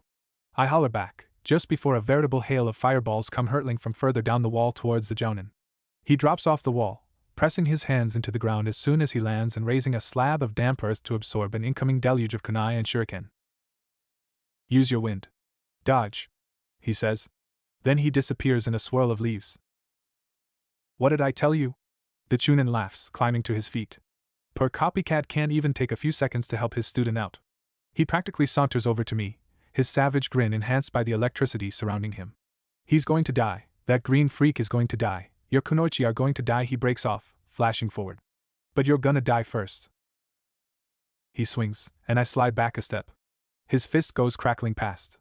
He pivots, throwing roundhouse kick at my face. I duck. He makes for an uppercut at my gut, but I blow it to the side with a burst of wind. He scowls. Cute. Let's see how long you can keep that up, he says, lunging. I dance around the field, jump and ducking and redirecting with my chakra where I can, looking for an opening to exploit, hoping for reinforcements to come. He rips a slab of wood from a wrecked plow and swings it at me. I stop on a dime and throw my weight into a punch, shattering the slab and spinning around him when he tries to grab me. He slides into a crouch and sweeps at my feet, but instead of jumping to avoid it, I throw out my hands and buffet him with wind, knocking him off balance. With every dodged punch, his eyebrows furrow deeper. After every redirected kick, his jaw clenches a little tighter. And every time I smother his element with my own, his breath grows a little more ragged. Finally, he stops his pursuit, glaring hatefully at me. I bet you think you're real slick, he snarls. Think you've got me all figured out. You don't though, and you're not. You're dead. His hands flash through hand seals. I hurriedly grab a ring of shuriken from my pouch and let loose, only for them to hit the corpse of one of the bandits. Kawarimi. I whirl around, but the nuke Nin is already locking his hands into the horse seal. Electro Blitz. Blue chakra flares around him, and before I can do anything, he slams into me, sending me sprawling. I claw my way to my feet, fighting through the numbness left behind by his body slam. His chakra flares again. Electro Blitz. I'm diving away before the first syllable is out of his mouth, but he still clips me, snapping my arm back. I manage to roll up into a crouch, rubbing forcefully at my stinging appendage. He passes at me again, knocking me senseless. He turns to me, one hand clenched into a fist, the other held in a half-horse seal. Like that? He taunts. Lifted the idea from the rakeage himself. He flashes forward again, but this time I'm prepared. I juke desperately to the right, watch him shoot by. My eyes narrow. He makes a few more passes, but now I know his game, and I dodge everyone. I smile. I've found the chink. Must be frustrating, having to move in a straight line, I call tauntingly after yet another failed attempt. I bet the rakeage doesn't have to do that. It's a pretty pitiful attempt at riling him up, all things considered, but it does the trick anyway. You brat. I shift to the side again as he flashes forward, but this time he stops just short of me. He belts out 3 more seals, finishing once more with the horse seal. Electro grapple. His hands pull apart, still held in half-horse seals, and in the space between them a strand of electricity forms, grows taut and snaps. The writhing strands of chakra wrap around his hands, growing, until 2 half-horse seals are floating in front of his hands, connected to them by razor-thin strands of chakra. His hands clench into fists, and the 2 electric hands do the same. You have got to be kidding me. My sensei always used to tell me that a few inches of reach in close combat can be the difference between dodging a punch and getting dropped like a sack of bricks. He smirks darkly. What do you think? He closes the distance between us. The first swipe I leap back from. The second I bat aside after coating my arm in wind, but the electric fist punches right through my chakra film and my arm seizes, sending lances of pain arching up into my shoulder. I lurch away, hissing through clenched teeth as I shove more and more chakra through my appendage. This time, however, the trick doesn't work and my arm stays unresponsive. Looks like your wind didn't cut it that time, the nuke Nin observes gleefully. Getting tired? Getting tired of listening to your voice, I say, but the strain in my own gives me away. He presses his advantage enthusiastically, aiming again and again for my usable arm and attempting to grab hold of me via my bum one whenever it comes flapping within reach. Finally, I don't put enough distance between us with my dancing and he punches me in the gut, electric fist and all. I fall for the 100th time, try to wrap my arms around my stomach, and realize that I can't move my arms. I pull and pull and pull on what's left of my chakra, desperately trying to counter the right Jutsu wreaking havoc on my muscles, and nearly scream at the feel of 1,000 Simban being shoved into my arms and legs and stomach over and over. I have to admit, kid, my opponent says, that wasn't half bad. Especially for your first mission. Not bad at all. A sizzling sound drifts through the air. In fact, I'd go so far as to say you've earned an honorable death. He chuckles. No need to thank me. I redouble my efforts to stand, and the sharp pain in my stomach intensifies. I see more than feel one arm, the one scorched by the Nukanin's Jutsu, twitch, but not quite rise. Damn it, move. I push harder, somehow shift my other hand underneath me. I turn my head, hawk, and spit out a glob of vomit blood. See you in hell, he jeers. Too soon. I still can't move. It's too soon. Electro dash. He stops abruptly. I hear a muffled thump, a cry of pain. A snarl reaches my ears as I struggle up onto my hands and knees, and when I lift my head I see the dog that had tried to pull me away from Kakashi's water dragons wrestling with the Nukanin, jaw clamped over the bloody wound in his shoulder that the mastiff had left behind. I force myself to one knee. Electricity dances along the Nukanin's biceps, and he reaches around and wraps a muscled arm around the dog's neck. I stagger to my feet. A sickening crunch and a pained yelp both erupt from the dog, and it disappears in a cloud of smoke. The Nukanin slumps, panting heavily and reeling from the surprise attack. Blood flows faster and stronger from his shoulder, covering his chest and arm in a dark red sheet and staining his chunin vest. He sways woozily, clutching his head. There's a window if I ever saw one. My feet move arduously forward, one after the other, slowly at first. As I wrest the last of my chakra free, however, I move into a slow jog. The Nukanin looks up, locks eyes with me.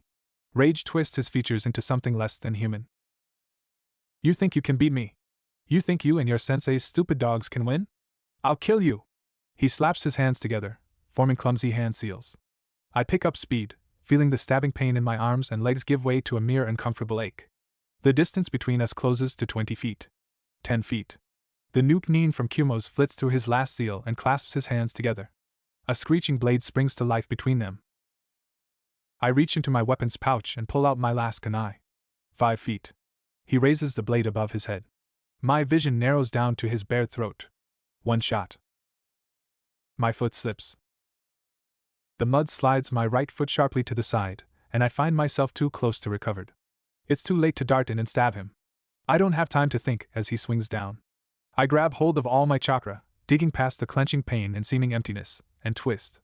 Wind explodes around me, slamming into my side and sending me spinning. I spin once, twice, 3 times. A shining blue blur appears in my vision. Electro axe. I lunge upward. The jutsu hits the cyclone of wind surrounding me like a raging bijou, and almost stops me in my tracks. Almost. The wind roars in my ears, and I follow through. Stray sparks of electricity dribble feebly from his limp hands, mingling with the moaning remnants of my chakra. The Nukanin stares at me with wide, disbelieving eyes. He opens his mouth, but only blood comes out of it. I let go of my kunai, and he falls back, sinking into the mud with a squelch. Bright crimson blood from his throat and his shoulder pull together, staining the already ruined soil. I stand there and watch it all drain out of him. The color from his cheeks, the blood from his body, the light from his eyes. When he's gone, I reach down and slide his eyelids shut. Why, I can't say. A door crashes open, and I see Sasuke storm out of it dragging a skeleton of a teenager along with him by the hair. I watch as the teen begs and pleads and sobs in a high, reedy voice. I watch as Sasuke stops in a particularly muddy patch of soil and wraps a hand around the back of the teen's throat. And I watch as he shoves the rogue shinobi's face into the mud and holds it there, until he stops thrashing and his body goes limp. Naruto? Someone calls, far away. Naruto? They call again, equally distant. But when I turn, Sakura is right there. Her breath hitches. What happened? She asks. He shocked me, I croak. It hurts to talk, I realize. A lot. I wince, placing a hand on my stomach. The stabbing pain is still there, and it's growing worse. My stomach hurts, I mumble. I'll go get Kakashi-sensei, she says hurriedly. Just wait here. He'll know what to do. And just like that she takes off. I consider following her, despite her words, but after the first step I decide it's far too much effort. Instead I focus on Sasuke, who's staring right back at me with something like concern in his eye.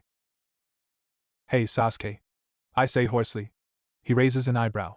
Told you I could take him. He snorts, opening his mouth to retort, and freezes.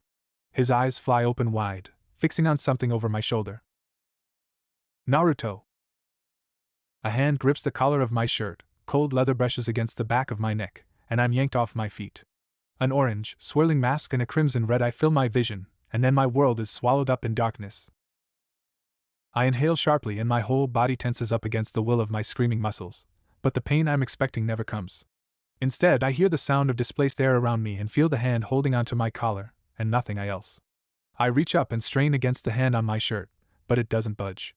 Maybe I could have budged a few fingers and wiggled free if I wasn't such a wreck. And then what would I have done? My gaze flickers wildly, side to side, up and down, everywhere. Nothing but black.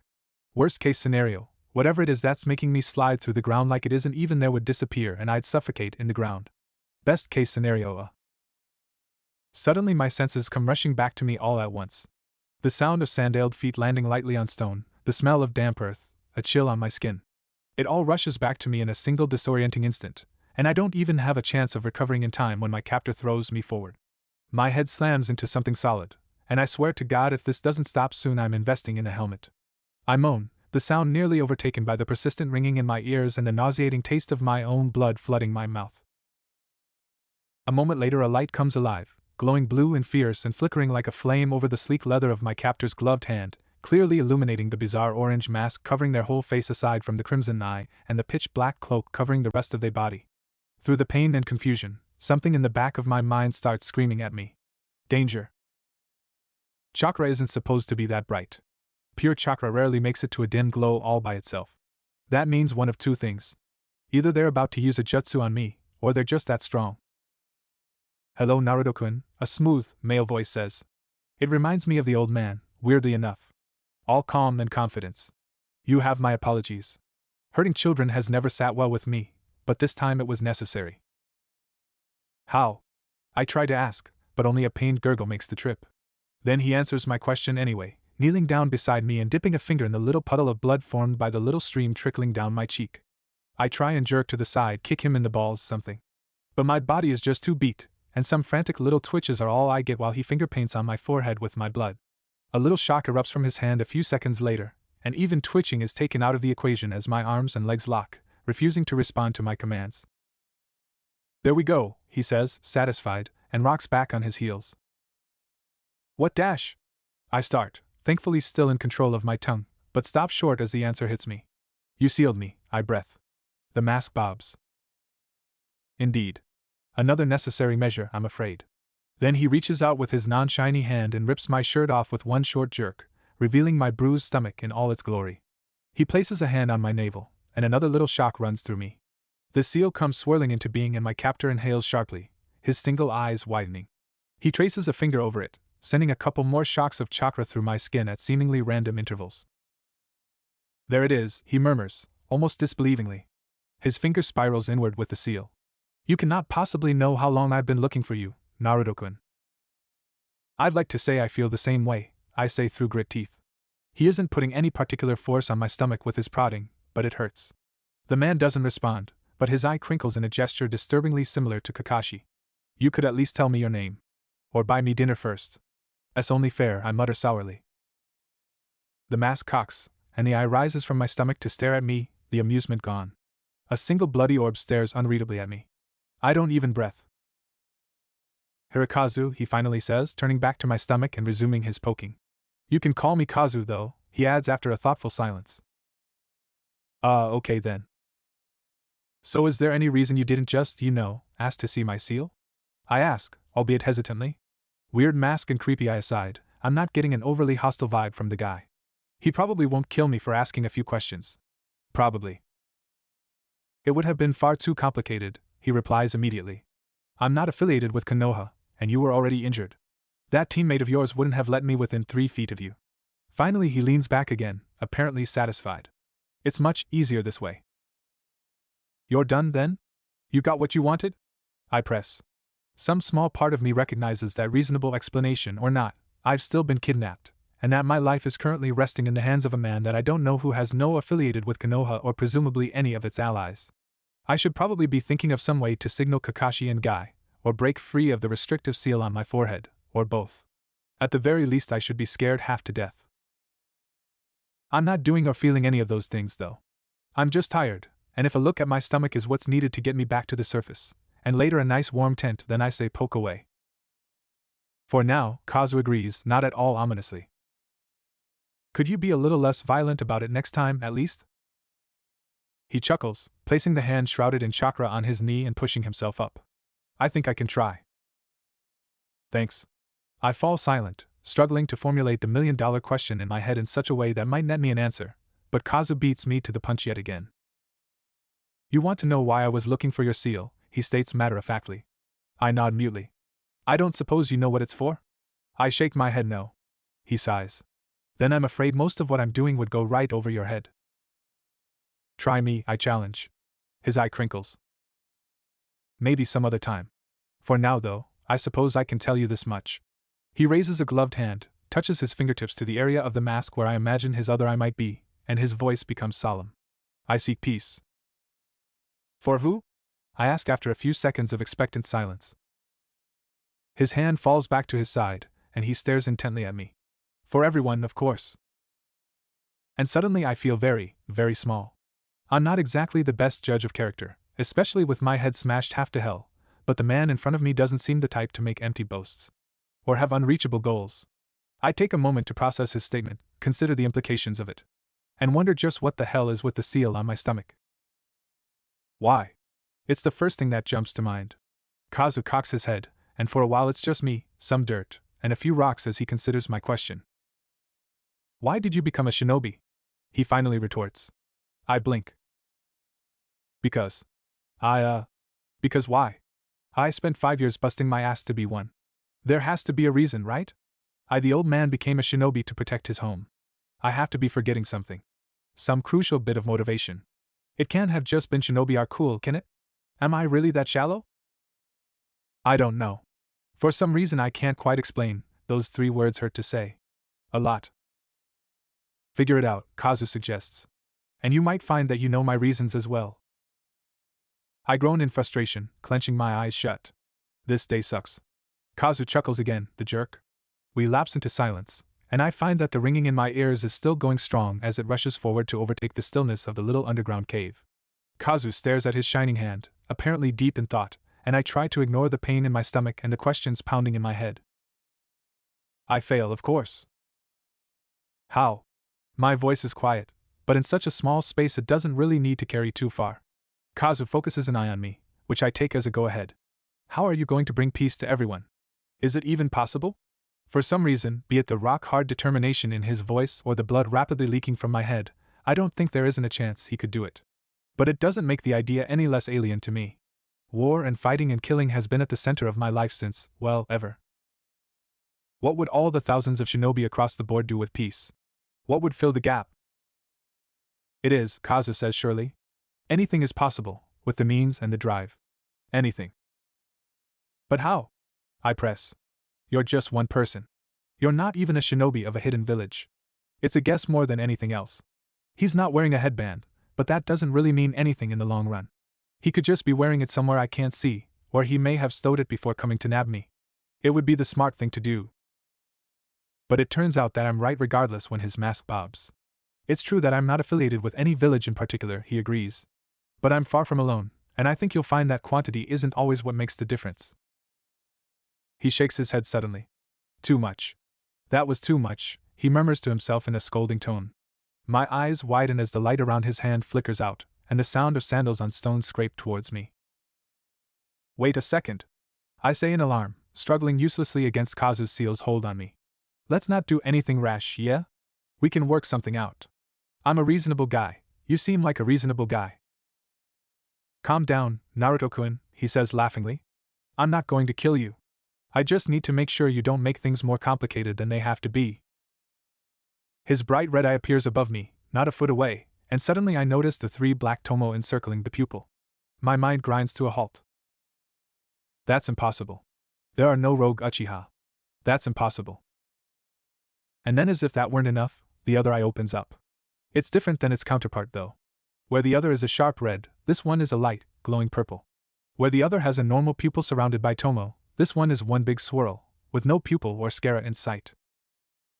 And where the other one is still, this one is spinning. My eyes begin to drift shut, laboring under the weight of 1,000 nights spent with no sleep, and my head slumps back against the dirt. I fight it for all of a few seconds before they close completely, and I can't find it in myself to open them again. Rest now, Kaz's smooth, soothing voice urges above me. We'll meet again soon enough, I promise you. So I do.